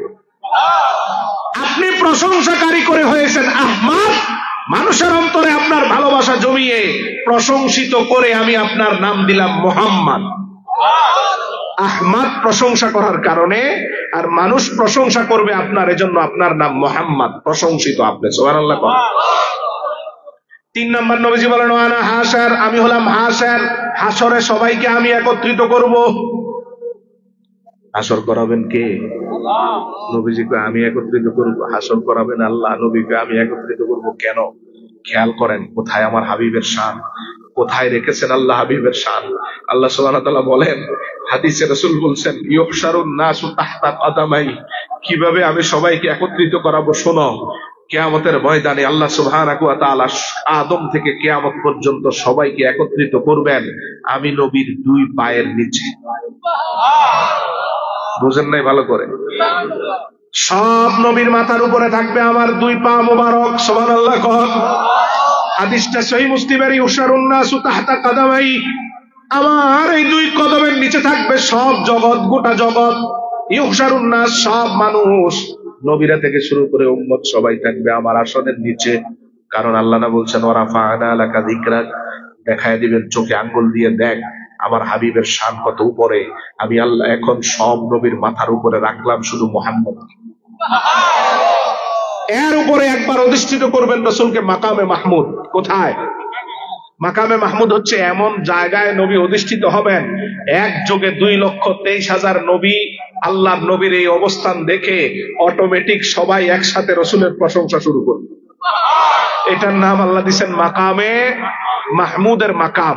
যেই মাকামে আমার রসুল উঠলে গোটা জগৎ একযোগে নবীর প্রশংসা করে। সুবহানাল্লাহ। আল্লাহর হাবিব সাল্লাল্লাহু আলাইহি সাল্লাম বলেন, আল্লাহ আমারে বলবেন এত বড় আসন দেওয়ার পরে কেন বসেন নাই? সব নবীর মাথার উপরে আপনার আসন।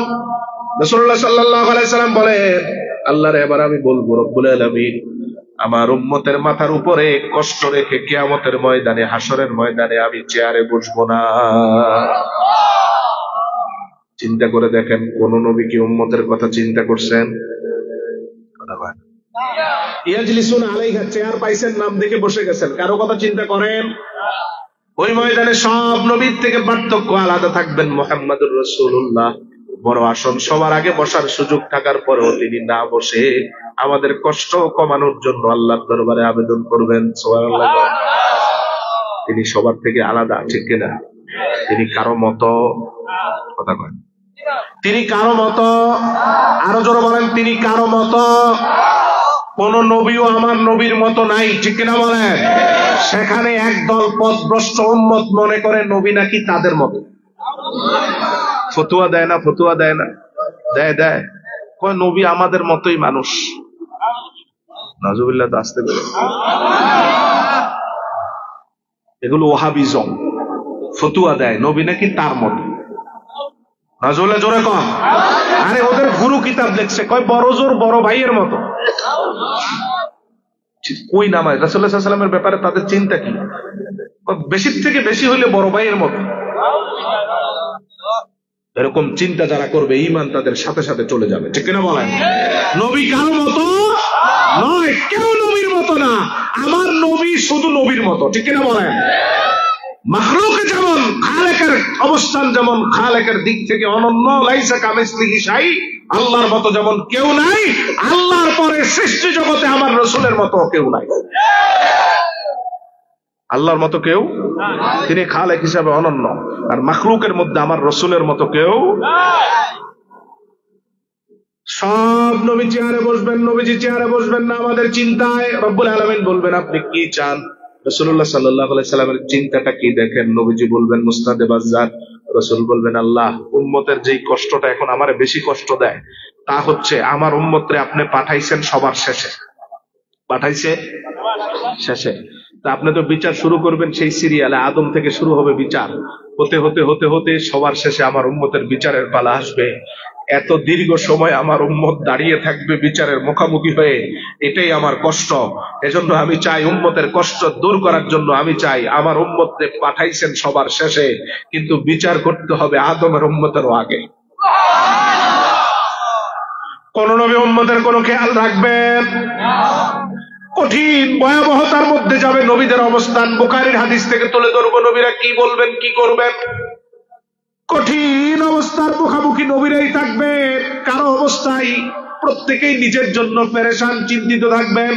আল্লাহর হাবিব সাল্লাল্লাহু আলাইহি সাল্লাম বলেন, কেউ যখন কোন উম্মতের কথা চিন্তা করবে না, তখন আমি আমার উম্মতের চিন্তায়, মাথার উপরের কষ্টের চিন্তায় চেয়ার ছেড়ে দিব, বসবো না। আল্লাহ বলবেন, আজ্জিল হিসাবাহুম, ও ফেরেশতারা, সব উম্মতের পিছনে দাও, রসুলের উম্মতের সামনে রাখো। রসুলের ইচ্ছা অনুযায়ী আমি আল্লাহ রসুলের উম্মতকে দিয়েই বিচার শুরু করব। কষ্ট আছে না গেছে? হ্যাঁ, কথা কর, আছে না গেছে? এমনিই তো গেছে, এমনি এমনি গেছে না? জি হয়, এমনি এমনি গেছে না নবী দূর করছে? কষ্ট কি এমনি চলে গেছে? কারণ তিনি আমাদের মাথার উপরে কষ্ট রাখতে চান না। রব্বুল আলামিন তাই সূরা আরাফে বলছেন, ওয়ায়াদাউ আনহুম ইসরাহুম ওয়াল আগলাল আল্লাতী কানাত আলাইহিম, তিনি উম্মতের মাথার উপরের কষ্ট দূর করে দেন। এটাই আল্লাহ বড় করে পরিচয় তুলে ধরছেন। অন্য নবীর মধ্যে আমার নবীর পার্থক্য এখানেই, তিনি কোনো কষ্ট রাখেন। আসেন, প্রথম কষ্ট মাত্র দূর করলেন, আসরের মাঠের কষ্ট তো শেষ হয়ে যায় নাই। রাসূল বলেন, আরেকটা বড় কষ্ট দূর করার জন্য এই জায়গা থেকে আমি দৌড় দিব। সুবহানাল্লাহ। বড় কষ্টটা কি এবার দেখবেন। রাসূলুল্লাহ সাল্লাল্লাহু আলাইহি সাল্লাম বলেন, সূর্যটা তো এখন কোটি কোটি মাইল দূর থেকে তাপ দেয়, ঠিক কিনা? কেমন লাগে? লাগে না গরম? 2-3 ঘন্টা টানা কাজ করলেই হাঁপিয়ে যায়। এরে ভাই, একটু সাউন্ডটা ঠিক করে দাও না।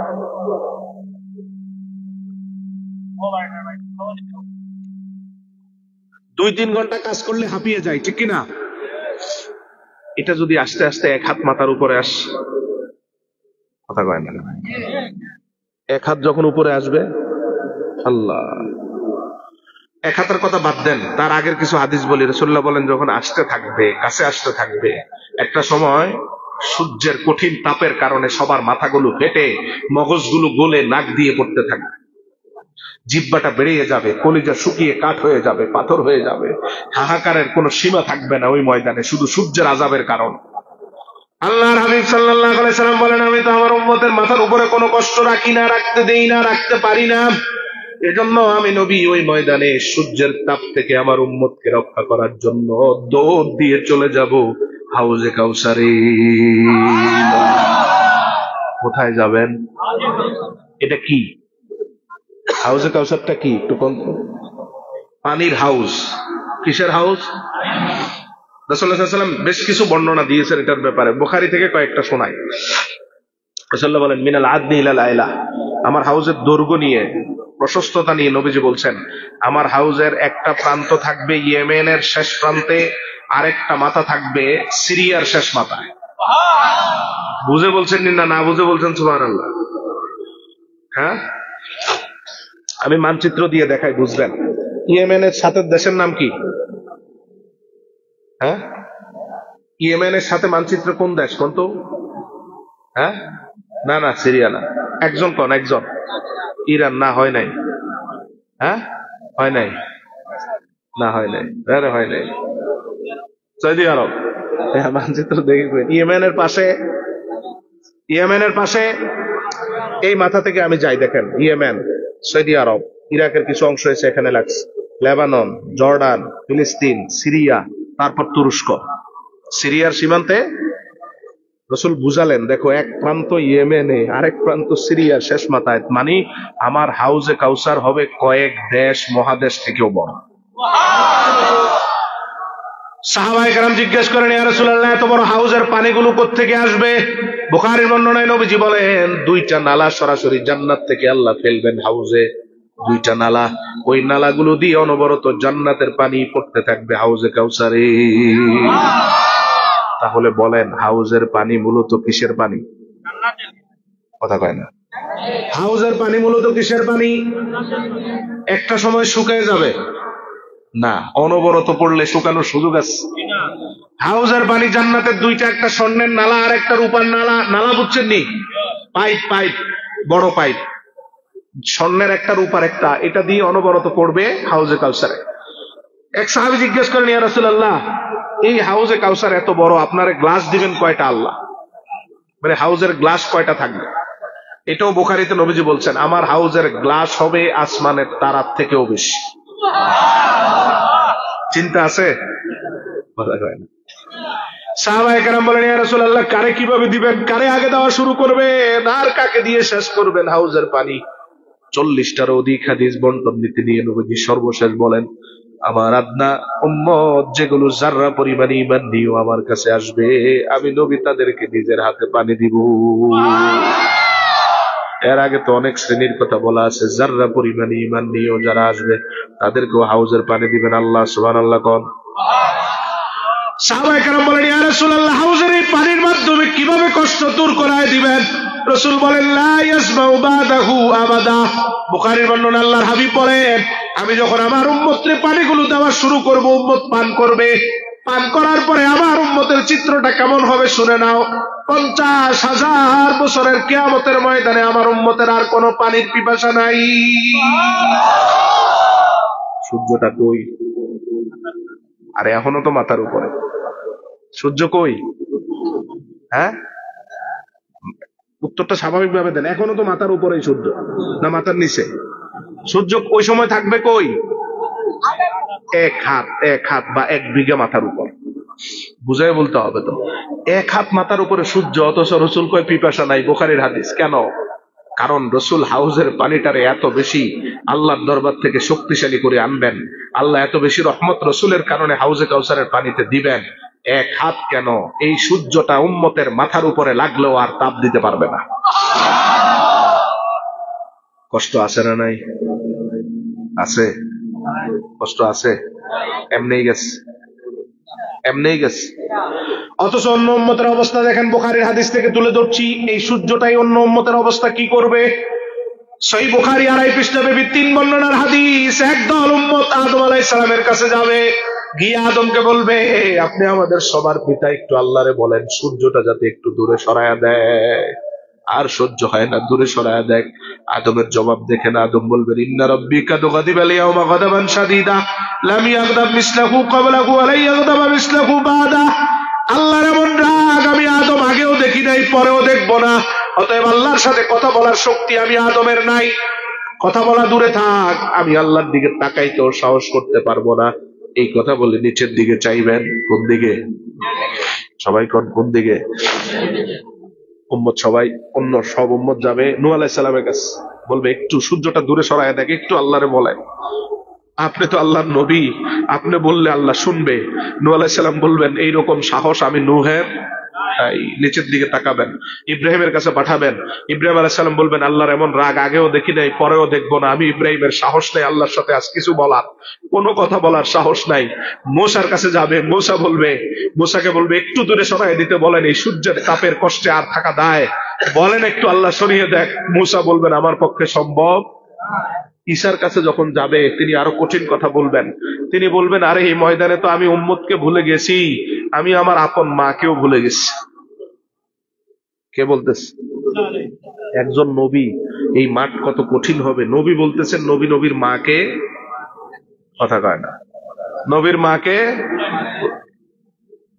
এটা চারটিখানি ময়দান না, যে ময়দানে নবীরা তার উম্মতকে মনে রাখে না। যে ময়দানে ঈসা বলবেন, আমি আমার আপন মা, বাবা বিহীন তো আমার জন্ম, আমি শুধু মায়ের মাধ্যমে আগমন, সেই মাকেই আমি ভুলে গেছি। কোরআনে আল্লাহ আমাদের ব্যাপারে বলেছেন, ইয়াউমা ইয়াফিরুল মারউ মিন আখিহি ওয়া উম্মিহি ওয়া আবিহি ওয়া সাহিবাতিহি ওয়া বানিহি। এই ময়দান এত কঠিন ময়দান, যে ময়দানে বাবা তার ছেলের কথা মনে রাখবে না, ছেলে তার বাবার কথা মনে রাখবে না, মা তার সন্তানকে ভুলে যাবে, সন্তান তার মাকে ভুলে যাবে, ভাই তার ভাইকে ভুলে যাবে, স্বামী তার স্ত্রীকে ভুলে যাবে, নবী তার উম্মতকে ভুলে যাবে। সব নবী কোন উম্মতের কথা মনে রাখবেন না। অথচ নূর নবী বলেন, ওই কঠিন ময়দানেও আমি আমার একটা উম্মতকেও ভুলবো না। সবাই তোমাদের ভুলবে, আমি ভুলবো। কি অকৃতজ্ঞ আমরা! রাসূলুল্লাহ সাল্লাল্লাহু আলাইহি সাল্লাম বলেন, সব নবী এক যুগে মাথাটা নিচের দিকে নামাবেন, কেউ উপরে উঠাবেন না, কেউ উপরে উঠানোর সাহস করবেন না। মুসনাদ আহমদের বর্ণনা, রাসূল বলেন, সবাই যখন মাথা এক যুগে নিচের দিকে দিয়ে রাখবে, তখন আমি আমার উম্মতকে নাজাতের জন্য, আল্লাহর কাছ থেকে নিয়ামত আনার জন্য আমার মাথা উপরে উঠাবো। সবার মাথা কোন দিক? সবার মাথা কোন দিকে? আবার কোন সবার মাথা কোন দিকে? রসুল বলেন আমি শুধু উপরের দিকে উঠাবো মাথা। এবার শোনেন রসুল্লাহ শান, বুঝতে পারবেন একটু। রসুল সাল্লাল্লাহু আলাইহি ওয়াসাল্লাম বলেন মাথাটা যখন আমি উপরের দিকে উঠালাম, সবার মাথা তো নিচে, কেউ সাহস করে না উপরে উঠাতে। আমি উপরের দিকে উঠালাম আল্লাহকে দেখার জন্য। আমি আল্লাহর দিকে তাকিয়ে দেখি আমি মাথা উঠানোর আগেই আল্লাহ আমার দিকে তাকিয়ে আছে। খেয়াল করছেন বিষয়? রসুল বলেন আমি তো তাকাইছি আল্লাহর দিকে, তাকানোর পর দেখি আল্লাহ নিজে তাকিয়ে আছেন আমার দিকে। আল্লাহর হাবিবের শান ও আজমত কত উপরে! সব নবী মাথা নিচের দিকে তাকায় রাখবেন, কেউ উপরে উঠাবেন না, ব্যতিক্রম মুহাম্মদুর রাসূলুল্লাহ। তিনি বলেন আমি যখন মাথা উপরের দিকে উঠাবো দেখবো রাসূলুল্লাহ বলেন আমি তো আল্লাহর দিকে তাকানো আছি, আল্লাহ নিজেই তাকিয়ে আছে আমার দিকে। আমি কোনো কথা বলবো না, শুধু আল্লাহর দিদার উপভোগ করব, কোনো কথা বলবো না, আল্লাহর দিকে এভাবে চেয়ে থাকবো। এই ময়দানে আমাদের দেখার মধ্যে সর্বপ্রথম কথা শুরু করবেন আমার আল্লাহ নিজেই। কি কথা হবে তা মুসনাদ আহমদের হাদিসে রাসূল বলেছেন ইস্তাশারানি বি রব্বি কাইফা আফআলু বিহিম। আল্লাহ প্রথম আমার দিকে এভাবে তাকিয়ে প্রথম কথাটা বলবেন হাবিব এই ময়দানে আপনি আমারে পরামর্শ দেন। সুবহানাল্লাহ। আল্লাহ পরামর্শ করবেন নবীর সাথে, আল্লাহ পরামর্শ করবেন। আলেমরা বুঝবেন ইস্তাশারানি বি রব্বি কাইফা আফআলু বিহিম, আল্লাহ আমার সাথে পরামর্শ করবেন। শব্দটা কি হবে? কাইফা আফআলু বিহিম। আল্লাহ বলবেন, খেয়াল করেন, আল্লাহ বলবেন হাবিব আপনি বিচার শুরু হওয়ার আগে আমারে বলে দেন আপনার উম্মতের সাথে কেমন বিচার করলে আপনি খুশি। ও ভাই বুঝতে পারছেন? বিচার দিনের মালিক কে? মালিক ইয়াউমিদ্দিন। কথা কয় না মালিক না, সন্দেহ আছে? মালিক ইয়াউমিদ্দিন। সূরা ফাতিহাতে তো বলেন মালিক ইয়াউমিদ্দিন কে? বিচার দিনের মালিক আল্লাহ। সেই মাহবুদ কাউকে কোনো কথা জিজ্ঞেস করতে হয়? কোনো কাজ করতে কারো পারমিশন নেওয়া লাগে?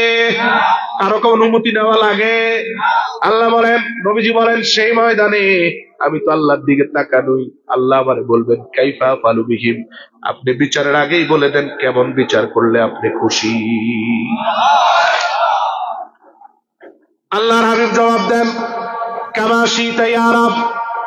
রাসূল বলেন কেমন বিচার করবেন এই কথা আমি বলবো না, এত বড় দুঃসাহস আমি মুহাম্মদ করব না, বরং এর থেকে বড় হিকমতের একটা কাজ করবেন। আল্লাহ হাবিব সাল্লাল্লাহু আলাইহি সাল্লাম বলেন রব্বুল আলামিন কেমন বিচার করলে আমি খুশি এটা আমি বলবো না, বরং আমি আমার উম্মত সবগুলারে একত্রিত করে আপনার রহমতের হাতে তুলে দিচ্ছি, আপনি যেমন বিচার করেন আমি খুশি। আল্লাহ আবার বলবেন কাইফা আফআলু বিহিম, আপনি বলেন কেমন বিচার করলে খুশি। নবীজি বলবেন আমি আমার উম্মত আল্লাহর রহমতের দিকে হাওয়ালা করে বলবো আপনি যেই বিচারটাই করেন তাতেই আমি খুশি। রাসূল বলেন আমি বলবো না, আমি বললে তো ছোট হয়ে যাবে, আমি বললে হয়তো ছোট করে চাওয়া হবে, আমি আল্লাহর কাছে ছেড়ে দিয়ে এটা বুঝাবো যে আল্লাহ আপনি আমার উম্মতরে আমার চাওয়ার থেকেও বড় কিছু দেন। আমি চাইলে তো ছোট হবে, ঠিক কিনা বলেন, কিন্তু আপনি দিলে আমার চাওয়ার আগে আপনি দিলে সেটা অনেক বড় হবে। সুবহানাল্লাহ। রব্বুল আলামিন বলেন কাইফা আফআলু বিহিম, নবীজি বলেন কামা শিতা ইয়া রাব। রাসূল কোনো কথা বারবার বলেন না দেখে দুইবার আল্লাহ প্রশ্ন করে আবার তৃতীয়বার আল্লাহ বলবেন হাবিব জান আমি আপনার নিয়ামত দিচ্ছি, আপনার মাধ্যমে তো জান্নাতের দরজাটা খুলবো, আপনি না গেলে জান্নাতের দরজা খোলা হবে না। সুবহানাল্লাহ। দেখছেন রাসূলের শান, কথা কয় আপনি না গেলে জান্নাতের দরজা খোলা হবে। আপনি জান্নাতের দরজায় যান, যাওয়ার সময় আপনি আপনার নূরের নজর দিয়ে ৭০,০০০ উম্মতরে বাছাই করে নিয়ে যান। বুখারীর শব্দটা বলি লাইসা আলাইহিম হিসাবুন ওয়ালা আযাব, যাদেরকে আপনি নূরের নজর দিয়ে বাছাই করবেন তাদের হিসাবও নাই, আযাবও নাই। আপনার বাছাই করার কারণে আমি আল্লাহ তাদের সবাইকে বিনা হিসাবে জান্নাতে পাঠাবো। বিচার এখনো শুরু হওয়ার আগের কথা। আল্লাহ বলবেন লাইসা আলাইহিম হিসাবুন ওয়ালা আযাব, ৭০,০০০ উম্মত বাছাই করে নেন যাদের কোনো হিসাবও নাই, আযাবও নাই। বুখারীর শব্দ, হিসাবও নাই, আযাবও নাই, বিনা হিসাবে তারা জান্নাতি হয়ে যাবে। সুবহানাল্লাহ। কত হাজার খুশি না বেজার?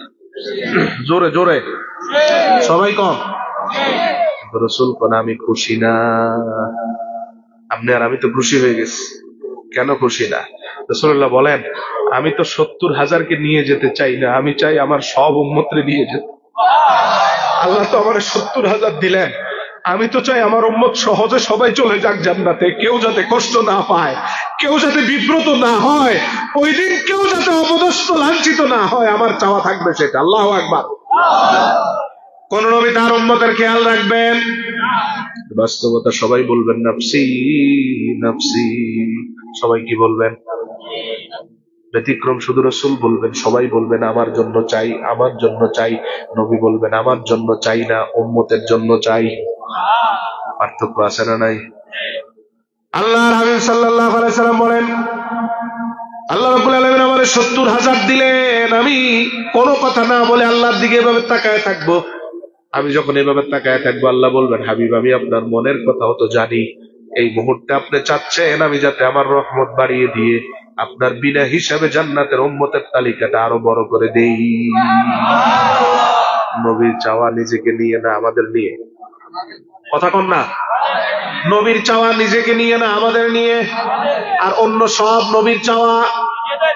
পার্থক্য আছে না নাই? আল্লাহ হাবিব সাল্লাল্লাহু আলাইহি সাল্লাম বলেন, আল্লাহ বলবেন আপনার মনের শব্দগুলো তো আমি জানি। আপনি চাচ্ছেন উম্মতের তালিকা যাতে রহমত দিয়ে আরো বড় করি, হিসাবের আগেই যাতে আরো অনেক উম্মত জান্নাতে চলে যায়। রাসূলুল্লাহ বলেন, আল্লাহ এবার কি করবেন? 70,000কে আরো বাড়াইবেন। কিভাবে? 70,000কে 70টা ভাগ করবেন। কয়টা ভাগ?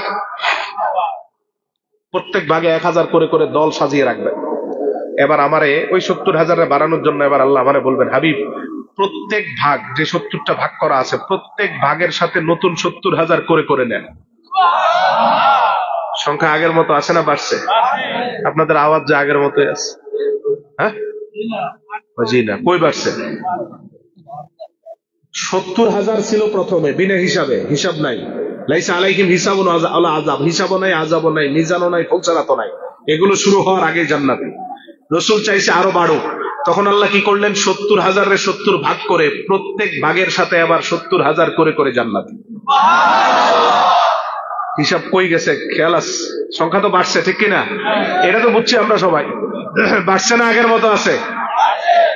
রাসূলুল্লাহ সাল্লাল্লাহু আলাইহি সাল্লাম বলেন, আমি মনে মনে ভাবতে থাকবো, যেই মাবুদ আমি না চাইতেই আমার এত বড় বাড়ায় দিচ্ছেন, ওই মাবুদের কাছে আমি চাইলে তো আরো বেশি দিবে। আমি তো চাই নাই, না চাইতেই যিনি এত দেন, চাইলে তো তিনি আরো বেশি দিবেন। একটা শব্দ নবীজি বলবেন, বুখারী মুসলিমের শর্তে হাদিসটা সহিহ। রাসূলুল্লাহ বলবেন, ইস্তাজিদনি ইয়া রাব, ও রব্বুল আলামিন, আমি চাই জান্নাতে বিনা হিসাবের তালিকাটা দয়া করে আপনি আরো অনেক বড় করে দেন। রাসূলের চাওয়া নিজের নিয়ে না, আমাদের নিয়ে। অকৃতজ্ঞ উম্মত আমরা নবীরে বলি, নবী আমাদের বলে আমরা ফতুয়াবাজি করি, ঠিক কিনা বলেন? আমরা ফতুয়াবাজি করি, নবী আমাদের বলেন। আল্লাহ মুফতিদের হেদায়েত দিক, বলে না আমি। একটু রসুলের শানে কিছু কথা বললে, রসুলের শানে কিছু কাজ করলে একদল লোকের চেহারা কালো। কথা কম না? নাই? একটু দাঁড়িয়ে নবীরে সালাম দিলেই কিছু মানুষের মুখ কালো, মনে হয় যেন আপনি দুনিয়া উল্টে ফেলছেন। রাসূলের আগমনে একটু খুশি প্রকাশ করবেন, ঈদে মিলাদুন নবী, অনেক মানুষের ঘুম হারাম। আল্লাহ এদের হেদায়েত দিক, বলেন আমিন। মানে এত ফতুয়া, সব ফতুয়ার কেন্দ্রবিন্দু রাসূলুল্লাহ, নাউজুবিল্লাহ বলেন। অথচ উম্মতের কাজ ফতুয়া দেওয়া না, ভালোবাসা। আল্লাহ এদের থেকে হেফাজত করুক, আমিন। আল্লাহর হাবিব সাল্লাল্লাহু আলাইহি সাল্লাম বলেন, সংখ্যা এবার রব্বুল আলামিন আমি বলবো আরো বাড়ায়া দেন। আল্লাহ এবার কি করবেন দেখেন, আমি চাওয়ার কারণে আল্লাহ খুশি হয়ে এবার আর 1,000 দিয়ে দিয়ে দল করবেন না, এক একজন করে আলাদা করবেন। সুবহানাল্লাহ। ওই সংখ্যা মনে আছে তো? 70,000 প্রথমে ছিল, এরপরে আরো বাড়াইছেন না? ওই বাড়ানো প্রত্যেককে এক এক করে আলাদা করবেন। আলাদা করে এবার আল্লাহ বলবেন, হাবিব এবার প্রতি একজনের সাথে নতুন 70,000 করে করে নেন। আরো আওয়াজ বের হয় না আপনাদের? কি খেলাটা চলতেছে বুঝতেছেন? লাইসা আলাইহিম হিসাবুন ওয়ালা আযাব, যাদেরকে এই ধাক্কায় নিচ্ছেন এদের কোনো হিসাবও নাই, আযাবও নাই, মিজানও নাই, ফুলসারাতও নাই। সুবহানাল্লাহ। আল্লাহর হাবিব সাল্লাল্লাহু আলাইহি সাল্লাম বলেন, হিসাব শুরু হওয়ার আগেই আমার চাওয়ার কারণে, বারবার এভাবে চাওয়ার কারণে আমার 3 ভাগের 1 ভাগ উম্মত জান্নাতি। বাকি আর কয় ভাগ? বাকি আর কয় ভাগ? অথচ কোন নবী উম্মত নিয়ে একটা কথাও বলবেন? সবাই তো নাফসি নাফসি বলবেন, ঠিক কিনা? আল্লাহর হাবিব সাল্লাল্লাহু আলাইহি সাল্লাম বলেন, দুই ভাগের কাউরে তো আমি ভুলবো না, সবাইকে তো আমি স্মরণে রাখবো। সুবহানাল্লাহ কোন? একজন কেউ ভুলবেন না। কি প্রশান্তির কথাটা! তার মানে আপনি নিজে নিজে যদি চিন্তা করেন, উত্তর আসবে, আমার মতো নাখান্দা গোলাম রেও আমার নবী ভুলবে না, আমার মতো গুনাহগার কেউ রাসূলুল্লাহ ভুলবে না, আমার মতো বেয়াদব কেউ নবী ভুলবে না, ঠিক কিনা গো? রাসূল বলেন একজন কেউ ভুলবো না। ওই দিকের খেয়াল আছে কিনা হাদিসটা দেখেন। রব্বুল আলামিন বলবেন, আয়াত আয়াত আল্লাহ রব্বুল আলামিন বলবেন, প্রথম হাদিসে বলছি, আল্লাহ বলবেন, হাবিব আপনি আমারে বলেন, কারণ আমি ওয়াদা করছি, ওয়ালা সাউফা ইউতিকা রাব্বুকা ফাতারদা। সূরা দোহাতে আমার ওয়াদা আছে, হাসরের মাঠে আমি আপনার খুশি হওয়া পর্যন্ত আপনাকে দেওয়া বন্ধ করব না। আলেমরা বুঝবেন ফাতারদা, ওয়ালা সাউফা ইউতিকা, আমি আপনাকে দিতেই থাকবো, দিতেই থাকবো, দিতেই থাকবো, যতক্ষণ আপনি খুশি না হবেন আমার দেওয়া বন্ধ হবে। আর এদিকে রাসূল বলেন, একটা উম্মত জাহান্নামে থাকা পর্যন্ত আমিও খুশি হব না। আল্লাহ কয়, আপনি খুশি না হওয়া পর্যন্ত আমার দেওয়া বন্ধ নাই। নবীগণ শেষ উম্মতটারে জাহান্নাম থেকে বের করা পর্যন্ত আমিও খুশি হব না। তার মানে সর্বশেষ উম্মতটারেও নবীজি খেয়ালে রাখবেন, কাউকেই ভুলবেন না। নবী ভুলে না, উম্মত অকৃতজ্ঞ ভুলে যায়, ঠিক কিনা বলেন? রাসূল উম্মতকে ভুলে না, উম্মত অকৃতজ্ঞ শয়তানের ফতুয়ার ফাঁদে পড়ে নবীকে হারিয়ে ফেলে। আল্লাহ আমাদেরকে এমন ফাঁদ থেকে রক্ষা করুক, আমিন। আল্লাহর হাবিব সাল্লাল্লাহু আলাইহি সাল্লাম বলেন, নবীজি বলেন, 3 ভাগের 1 ভাগ জান্নাতি, বাকি 2 ভাগ এদেরকেও ভুলবো না। আর 2টা হাদিস কিভাবে নাজাত দেয় দেখেন। কষ্ট হয়ে যাবে বেশি? আরে আমাদেরকে তো নাজাত দিবেন, কেমনে দিবেন জানার দরকার আছে না? তখন রাসূলুল্লাহর প্রতি আপনার ভালোবাসাটা এমনিই বেড়ে যায়। তিনি কি করছেন আর আমি কি করব, ঠিক না? ঠিক। আমার কাজ কি ফতুয়া দেওয়া না ভালোবাসা? তখন ভালো করে বুঝতে পারবো আমরা। বাকি আর কয় ভাগ? 2টা হাদিসের মাধ্যমে দেখেন নাজাতের নিশ্চয়তা নবীজি কিভাবে দেন। তিরমিজি 3495 নম্বর হাদিস, আল্লাহর হাবিব সাল্লাল্লাহু আলাইহি সাল্লামের কাছে আনাস ইবনে মালিক এসে বলেন, ইয়া রাসূলুল্লাহ, সাআলতুন নবী সাল্লাল্লাহু আলাইহি ওয়াসাল্লাম আইয়াশফা আলী ইয়াউমাল কিয়ামাহ। আনাস এসে নবীর কাছে বলেন, ইয়া রাসূলুল্লাহ, কিয়ামতের ময়দানে আমি আনাস যখন আটকা পড়ে যাব, তখন আমি চাই আপনি সুপারিশ করে আমারে উদ্ধার করবে। আনাস চাইতেছে কার কাছে? সবাই কম, সবাই বলতে হবে, একটা আকীদা আছে এখানে। আনাস চাইতেছে কার কাছে?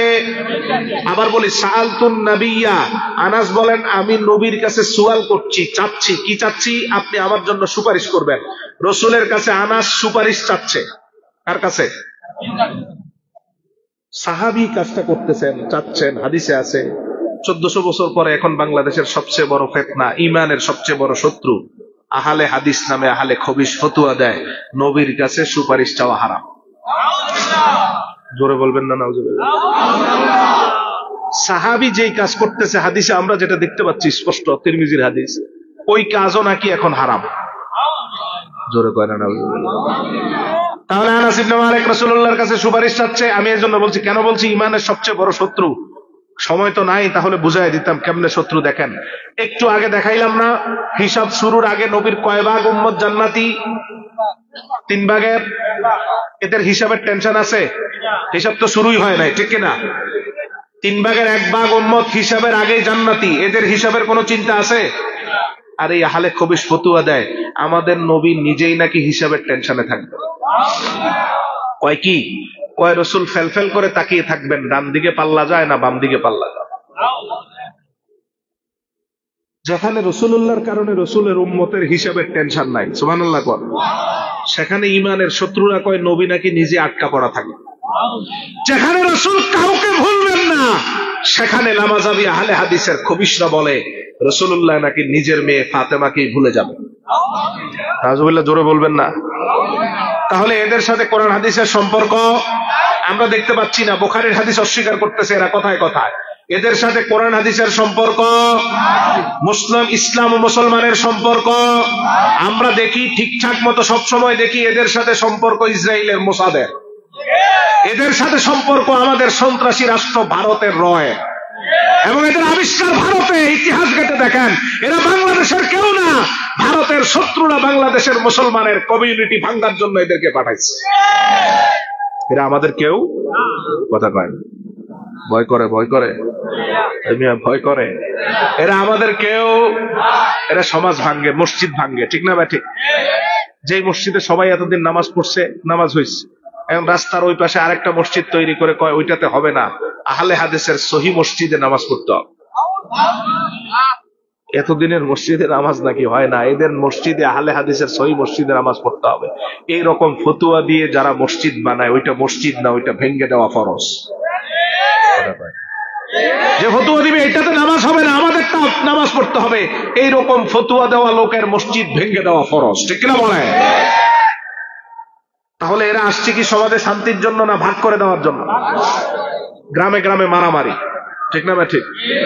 হাঙ্গামা। কালকে আমি নেত্রকোনায় ছিলাম, ওই জায়গাতে মসজিদের পাশে আরেকটা মসজিদ বানাইছে, নাম দিছে আহলে হাদিসের মসজিদ।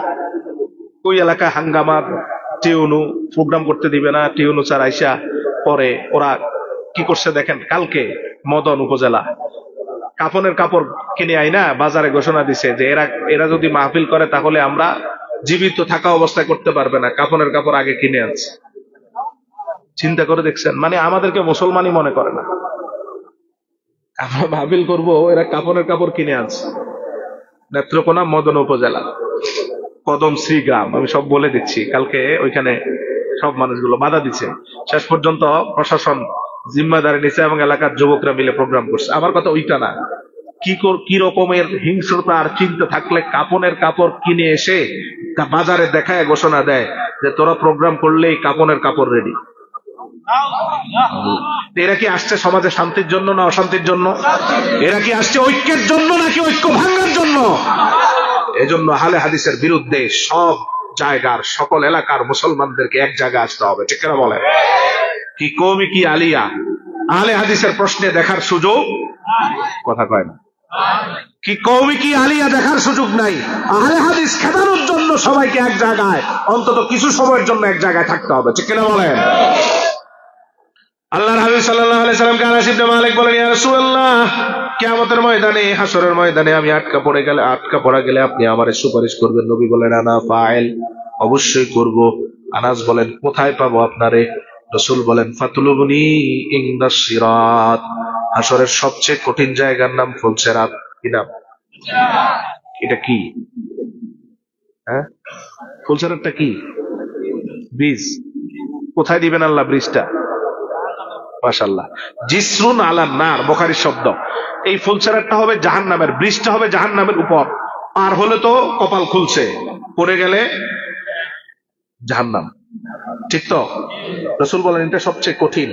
ও আনাস, খেয়াল করেন, সান্ত্বনা দিচ্ছেন নবীজি, সাহস দিচ্ছেন আমাদের। রে আনাস, বাকি যারা থাকবে আমার উম্মত, তাদেরকে তো আল্লাহ ফুলসিরাতে পার করতে আনবেন। ওরা ফুলসিরাতে আসার পরে দেখবে আমি নবী আগেই ফুলসিরাতের গোড়ায় দাঁড়ানো। এই আওয়াজ আপনাদের শুকরিয়া নাই একটু? ফুলসিরাতে তিনি কেন দাঁড়িয়ে থাকবেন? দেখেন তো মাথায় কি আসে। ফুলসিরাতে তিনি কেন দাঁড়িয়ে থাকবেন? নিজের পরিবারের জন্য, নিজের জন্য, আমার আপনার জন্য। আল্লাহু আকবার কোন। কেউ নাই ফুলসিরাতের গোড়ায়। রাসূল বলেন, আনাস, আমার উম্মত যারা বাকি তাদেরকে ফুলসিরাতের গোড়ায় নিয়ে দেখবে আমি নবী এভাবে হাত উঁচু করে দাঁড়িয়ে আছি। আল্লাহর কাছে চেয়ে চেয়ে অসংখ্য উম্মতরে ফুলসিরাতের গোড়ার থেকে বিজলির ন্যায় পার করায় দিবেন। তিনি আছেন না নাই? অতএব আমাদের কাজ ফতোয়া দেওয়া না ভালোবাসা? জোরে ফতোয়া দিব, আরো জোরে কর। এবং আমাদের সমাজকে কলঙ্কিত করতে কোন মুফতিকে আমাদের সমাজে ফতোয়া দিতেও দিব না, ঠিক কিনা বলেন? নিজেও দিব না, কাউকে ফতোয়া দিয়ে সমাজে অশান্তি করতেও দিব। এটা আশ্চর্য, রাসূলুল্লাহর বিষয়ে ফতোয়া দিয়ে নাপাক মুফতি কোথাকার। আল্লাহ তোদের থেকে হেফাজত করুক, বলে না আমিন। আল্লাহর হাবিব সাল্লাল্লাহু আলাইহি সাল্লাম বলেন, ফাতুলুবনি ইনদাল মিজান, দ্বিতীয় যেই জায়গা আমারে খুঁজে পাবা, মিজান, যেখানে আমল পরিমাপ করা হবে, ঠিক তো? মিজান কি নাম? রাসূল বলেন, মিজানের গোড়ায় গিয়ে দেখবা আমি আগেই দাঁড়ানো আছি। ফাতুলুবনি ইনদাল হাউস, হাউজে কাউসারে তো আমি নবী নিজের হাতেই পানি দিব। আল্লাহু আকবার। তার মানে রাসূল ফুল ছাড়াতেও আছে, মিজানও আছে, হাউজে কাউসারও আছে। আনাস ইবনে মালিক মূলত নবী এই মেসেজটাই দিতে চাচ্ছেন আনাসের মাধ্যমে আমাদেরকে। রে আনাস, আসলে মূলত আমারে কষ্ট করে উম্মত খুঁজে বের করার দরকার হবে না, বরং আমার উম্মত যে যেখানে বিপদে পড়বে সেখানেই আমি নবী হাজির। আমার সাথে জোরে সবাই বলবেন, উম্মতের বিপদ যেখানে নবী থাকবেন। আরো জোরে, উম্মতের বিপদ যেখানে আমার নবী, উম্মতের বিপদ যেখানে নূরের নবী। আমরা খুঁজে বের করার দরকার হবে না, নবী আমাদের উদ্ধার করবেন। ঠিক না বেটে? এটাই আল্লাহ বলেন, তিনি মাথার উপরে কোনো কষ্ট রাখেন। চিনন রসুলকে? আচ্ছা আসেন, একদল চলে গেছে, একদল হিসাবের আগে, আরেক দল ফুলছারাত মিজান থেকে, এরপরে কিছু তো পড়ে যাবে জাহান্নামে। ঠিক না? এদেরকে তো নবীজি কিছু করবেন না। কি মনে হয়? ভুলে যাবেন? ভুলে যাবেন? সবাই কম, প্রত্যেকের জন্য আমার নবী কথা বলবেন। ঠিক না ভাই? ঠিক। কাউকে ভুলবেন না, কারণ উম্মত নবীরে ভুলে যেতে পারে, নবী উম্মতকে ভুলে। যারা পড়ে যাবে জাহান্নামে, রাসূলুল্লাহ বলেন জাহান্নামীরা যখন জাহান্নামে থাকবে তাদেরকে উদ্ধার করার জন্য আমি আমার আল্লাহর সামনে সিজদায় পড়ে যাব। আল্লাহ বলবেন, ইরফা রাসাকা ইয়া মুহাম্মদ, সাল তুতা ওয়াশফা তুশাফা ওয়া কুল তুসমা। হাবিব আমার মাথা উত্তোলন করে আমার কাছে বলেন, তিনটা শব্দ দেখেন, সাল তুতা, আপনি আমার কাছে চান, যা চাইবেন তাই দিব। ওয়া কুল তুসমা, আপনি আমার কাছে বলেন, যা বলবেন তাই শুনবো। ওয়াশফা তুশাফা, শুধু ইঙ্গিত করে দেখা দেন, যার দিকে নজর যাবে তারাই জান্নাত দিব। শব্দগুলো খেয়াল করছেন? চান চাইলেই দিব, বলেন বললেই শুনবো, সুপারিশটা শুধু করেন, যার জন্য করবেন সেই জান্নাত। আপনি শুধু বলেন, কারণ ওয়াদা আছে আগেরই, ওয়ালা সাওফা ইউতিকা রাব্বুকা। আপনি খুশি না হওয়া পর্যন্ত আমার দেওয়া বন্ধ নাই। রাসূলুল্লাহ মাথা উঠাইবেন, সবাই তো বলতেছে নাফসি নাফসি। কি বলতেছে? রাসূল বলবেন উম্মতি উম্মতি, আল্লাহ আমার জাহান্নামী উম্মত গুলাকে বের করেন। ফায়াহুদ্দুলি হাদ্দান, বুখারীর শব্দ। রাসূলুল্লাহ সাল্লাল্লাহু আলাইহি ওয়াসাল্লাম বলেন, আমি যখন বলবো আমার উম্মত বের করেন, আমার কথা মতো জাহান্নামে বড় একটা বাউন্ডারি দিবেন আল্লাহ। এবার ফেরেশতাদের বলবেন, আখরিজুহুম মিনান নার ওয়া আদখিলুহুমুল জান্নাহ। আমার রাসূলের সুপারিশের পর যে বাউন্ডারিটা দিলাম, ওই বাউন্ডারির ভিতর রাসূলের যত উম্মত পাও নবীর সুপারিশের কারণে বের করে জান্নাতে দাও। রাসূলুল্লাহ সাল্লাল্লাহু আলাইহি ওয়াসাল্লাম বলেন, একদল তো জান্নাতে চলে গেছে, আমি তাকায় দেখবো সবাই বের হয় নাই, আরেক দল আছে, এদেরকে বের করার জন্য এবার আমি দ্বিতীয় সেজদাটা দিব। সেজদা বন্ধ করবেন। আমার আল্লাহ বলবেন, ইরফা রাসাকা ইয়া মুহাম্মদ, সাল তুতা ওয়াশফা তুশাফা ওয়া কুল তুসমা। মাথা উঠাই শুধু বলেন কি লাগবে আপনার, আমি আবার বলবো উম্মতি উম্মতি। আল্লাহ আমার কিছু চাওয়া নাই, আমার জাহান্নামী উম্মত কষ্ট পাচ্ছে, বের করে।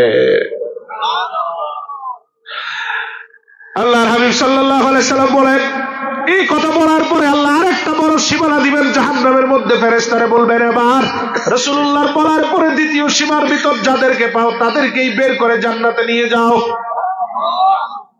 কয়বার? সেজদা কয়টা গেছে? কথা কোন জোরে? কষ্ট লাগে? সেজদা কয়টা গেছে? রাসূল বলেন, তাকায় দেখবো সবাই বের হয় নাই, বাকি যারা আছে তাদেরকে বের করার জন্য এবার 3 নাম্বার সেজদা। সেজদা বন্ধ করছেন না, কারণ সেজদা দিলেই তো উম্মত জাহান্নাম থেকে বের হয়ে আসে। আল্লাহু আকবার কর। দেখেন, একবার দৌড় দেয়, একবার তাকায় কান্না করে, আর একবার হাউজে কাউসারের কাছে যান, উম্মতের ফুলসেরাতের কাছে যান, মিজানের কাছে যান, হাউজে কাউসারের কাছে আসেন, আবার আল্লাহর সামনে সেজদা দেন, সারাটা ময়দান ঘুরে বেড়াচ্ছেন শুধু উম্মতরে জান্নাতি করার জন্য। কিভাবে আপনি শুকরিয়া আদায় করে শেষ করবেন সেই হাবিবের কদমে? সারা জীবন সেজদায় থাকলো, উম্মত আমার নবীর নূরের কদমের শুকরিয়া আদায় করতে পারবে না। ঠিক কিনা বলেন? অন্য নবীর কোনো খবর নাই, উম্মতের ব্যাপারে খবর নাই, আর তিনি একবার এক জায়গায় দৌড়াচ্ছেন। সাহাবায়ে কেরাম বলেন, ইয়া রাসূলুল্লাহ, দৌড় দিয়ে যেতে হবে কেন হাউজে কাউসারে? হেঁটেও তো যেতে পারবেন। রাসূল বলেন, পানি তো আমার হাতে, আমি যত তাড়াতাড়ি যাব তত তাড়াতাড়ি তো পানি দিতে পারবো। 啊！ তোদেরকে তাড়াতাড়ি পানি দেওয়ার জন্য আমি দৌড়ে যাব হাউজে কাউসার। নবী আছে না নাই? আল্লাহর হাবিব সাল্লাল্লাহু আলাইহি সাল্লাম বলেন, তৃতীয় সিজদার পরে আল্লাহ বলবেন, ইরফা রাসাকা ইয়া মুহাম্মদ সাল তুতা ওয়াশফা তুশাফা। ওয়াকুল তুসমা, হাবিব আমার মাথাটা উঠায় আমার কাছে বলেন, যা বলবেনই শুনবো। রাসূল আবার বলবেন, উম্মতি উম্মতি। আল্লাহ বাকিরা তো জান্নাতে চলে গেছে, এখন আছে শুধু জাহান্নামীরা, বের করে দেন। আল্লাহ আবার বলবেন, এবার আল্লাহ বলবেন, আখরিজ মান ক্বালা লা ইলাহা ইল্লাল্লাহু মুখলিসা। হাবিব কয়বার এভাবে মাথা নামাবেন আর উঠাবেন, আর যাতে আপনার সেজদা দিতে না হয়, জীবনে একবার খেয়াল করে শোনেন, আখরিজ মান ক্বালা লা ইলাহা ইল্লাল্লাহু মুখলিসা। জীবনে একবারও যারা লা ইলাহা ইল্লাল্লাহ মন থেকে বলছে তাদের সবাইরে বের করে নেন। আল্লাহর হাবিব বলেন, এক ঝটকা এক সুযোগ পেয়ে সবাইকে বের করে তাকাবো, তাকানোর পরে দেখবো আমার আর একটা উম্মত জাহান্নামে নাই। নিজের আমলে এ ভাই বের হচ্ছে, নিজের আমলে, নিজের যোগ্যতায় না নবীর রহমতে? জোরে বলেন, উম্মত জান্নাতে যাবে নিজের আমলে না নবীর রহমতে? আল্লাহ বুঝার তৌফিক দান করুক, আমিন। আল্লাহর হাবিব সাল্লাল্লাহু আলাইহি সাল্লাম বলেন, এতক্ষণ আমি জান্নাতের কাছে যাই নাই, দরজার কাছে যাই নাই, কারণ উম্মতকে নাজাত দেওয়ার জন্য আল্লাহর সামনে সিজদায় ব্যস্ত। সব যখন নাজাত পেয়ে গেল, আমি দরজার কাছে গিয়ে দেখি সবাই দাঁড়িয়ে আছে, দরজাটা বন্ধ, কেউ ঢুকতে পারে না। আদম আলাইহিস সালাম এসে বলেছিল, আনা আদম সফিউল্লাহ, আমি আদম আসছি, খোলো। ফেরেশতাকে খোলার অনুমতি নাই, মুসলিমের হাদিস। আদম বলেন, খোলো। ফেরেশতাকে খোলার অনুমতি নাই। ইব্রাহিম বলেন, আমি খলিলুল্লাহ আসছি, খোলো। ফেরেশতাকে খোলার অনুমতি নাই। মুসা বলেন, আনা মুসা কালিমুল্লাহ, খোলো। ফেরেশতা কয় খোলার অনুমতি নাই। ঈসা বলেন, আনা ঈসা রূহুল্লাহ, খোলো, আমি ঈসা। ফেরেশতা কয় খোলার অনুমতি যে আসে তাকেই তাড়িয়ে দেন। রাসূল বলেন, আমি গিয়ে নক করব, কথা বলবো না, নক করবো। আমার জিজ্ঞেস করবে, মান্নান তাকে? আপনি? সহিহ মুসলিমের বর্ণনা। আমি বলবো, আনা মুহাম্মাদুর রাসূলুল্লাহ সাল্লাল্লাহু আলাইহি সাল্লাম। হাদিস সাক্ষী, রাসূল যখন বলবেন মুহাম্মাদুর রাসূলুল্লাহ, ঠাস করে দরজাটা খুলে দেওয়া হবে। ফেরেশতা বলবে, খাজেন যে দায়িত্বে থাকবে, সে বলবে, আল্লাহ আমারে আগেই বলে দিয়েছেন মুহাম্মদ ছাড়া কারো জন্য যাতে জান্নাতের দরজা খোলা না হয়। রাসূল বলেন, আমি আসার পরে দরজাটা খোলা হবে আর আমি আমার উম্মত নিয়ে চলে যাব জান্নাতে। বলেন আলহামদুলিল্লাহ। তিনি উম্মতের মাথার উপরে কষ্ট রাখেন। এজন্য আমাদের কাজ ফতুয়াবাজি করা না, ভালোবাসা। ফতুয়া দিব না, কাউকে দিতে দিব। জোরে বলেন। আল্লাহর হাবিবের শানের পক্ষে থাকতে যদি শরীরের রক্ত ঝরে, আজই আসি না নাই কোন ভাই, তবুও নাপাক এবং ফিতনাবাজ মুফতি থেকে সমাজকে উদ্ধার করব, ঠিক না বা ঠিক? আস্তাগফিরুল্লাহ রাব্বি মিন কুল্লি যামবি ওয়া আতুবু ইলাইহি, লা হাওলা ওয়ালা কুওয়াতা ইল্লা বিল্লাহিল আলিয়্যিল আযীম। আস্তাগফিরুল্লাহ রাব্বি মিন কুল্লি যামবি ওয়া আতুবু ইলাইহি, লা হাওলা ওয়ালা কুওয়াতা ইল্লা বিল্লাহিল আলিয়্যিল আযীম। আল্লাহুম্মা সাল্লি আলা সাইয়্যিদিনা ওয়া নাবিয়্যিনা ওয়া শাফিঈনা হাবিবিনা ওয়া মাওলানা মুহাম্মদ সাল্লাল্লাহু আলাইহি ওয়া আলা আলিহি ওয়া আসহাবিহি ওয়া বারাক। এই শর্ট দিনই আমি মনে করছি আরো কম কথা শুনবো, কিন্তু আপনাদের আগ্রহ দেখে শেষ পর্যন্ত গেলাম। আল্লাহ যাতে আমাদের এই কথাগুলো কবুল করে, আমিন। আর কিচ্ছু চাই না, আমিন বলবেন। আর কিচ্ছু চাই না। আল্লাহ বিনা হিসাবে 3 ভাগের 1 ভাগ যারা জান্নাতে যাবে, হিসাব যাদের হবে না, আমাদের মতো গুনাহগারদেরকে তুমি কবুল করে নিও, আমিন বলেন। যাদের কোনো হিসাব নাই, রাসূলের নূরের নজরে জান্নাতি হবে, আমাদের কোনো যোগ্যতা নাই ধারে কাছে যাওয়ার, তোমার রহমতে এবং তোমার হাবিবের কদমের উসিলায় আমাদেরকে প্রথম কাতারে জায়গা দিও, আমিন। আল্লাহুম্মা আমিন। রব্বানা যালামনা আনফুসানা ওয়া ইন লাম তাগফির লানা ওয়া তারহামনা লানাকুনান্না মিনাল খাসিরিন। রব্বানা আতিনা ফিদ দুনিয়া হাসানাতাও ওয়া ফিল আখিরাতি হাসানাহ وقنا عذاب النار رب ارحمهما كما ربياني صغيرا رب العالمين। বরবির আব্দুল কাদের জিলানী রহমতুল্লাহি আলাইহি, আল্লামা সাহিব কিবলা রহমতুল্লাহি আলাইহি সহ সমস্ত ওলি বুজুর্গানে কেরাম এলাকার মুর্দেগানের ইসালে সওয়াব এবং দারাজাত রফাতের জন্য আজকের এই প্রোগ্রামকে তুমি কবুল করে নাও। আমাদের প্রত্যেকের হাজিরার উসিলায় জীবনের গুনাহগুলো মাফ করে দাও। আল্লাহ আমাদের প্রত্যেকের আমল নামায় একটা করে কবুল হজের সওয়াব দিয়ে দাও। দয়া করে 1000 করে তাহাজ্জুদ নামাজের সওয়াব দাও। মাথার উপরের বিপদ মুসিবত দূর করে দাও। আমাদের মা বাবার কবরের আযাব কিয়ামত পর্যন্ত বন্ধ করে দাও। আমাদের আত্মীয় স্বজন যে যেখানে আছে ক্ষমা করে দাও। দেশ বিদেশ থেকে যারা যেভাবে সহযোগিতা করে 23তম আয়োজনে অংশগ্রহণ করলো তাদের সবাইকে বরকতের জিন্দেগি নসিব করো আল্লাহ।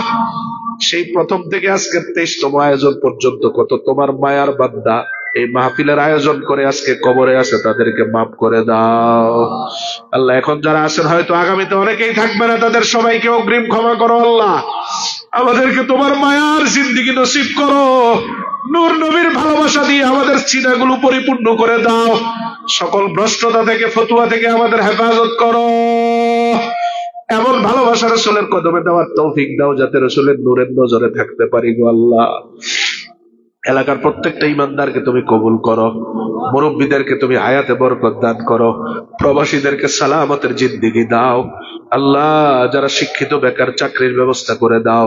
আমার মা বোনরা যারা আছে তাদেরকে পর্দানশীল বানায় দাও আল্লাহ। প্রত্যেকটা ঘর থেকে তোমার এক একজন ওলি ফায়দা হওয়ার মতো পরিবার দাও। আমাদের সন্তানগুলোর নেক সন্তান বানায় দাও। এমন সন্তান বানাও যেই সন্তান কবরের সামনে দাঁড়ালে রহমতের কারণে আযাব বন্ধ হয়। এমন সন্তান বানাও যেই সন্তানের কারণে কিয়ামতের ময়দানে আমাদের মুখ উজ্জ্বল হয়। সুবহান রাব্বিকা রাব্বিল ইজ্জাতি আম্মা ইয়াসিফুন ওয়া সালামুন আলাল মুরসালিন ওয়ালহামদুলিল্লাহি রাব্বিল আলামিন। ওয়াজআল আখিরা কালামিনা ইনদাল মাউত লা ইলাহা ইল্লাল্লাহু মুহাম্মাদুর রাসূল।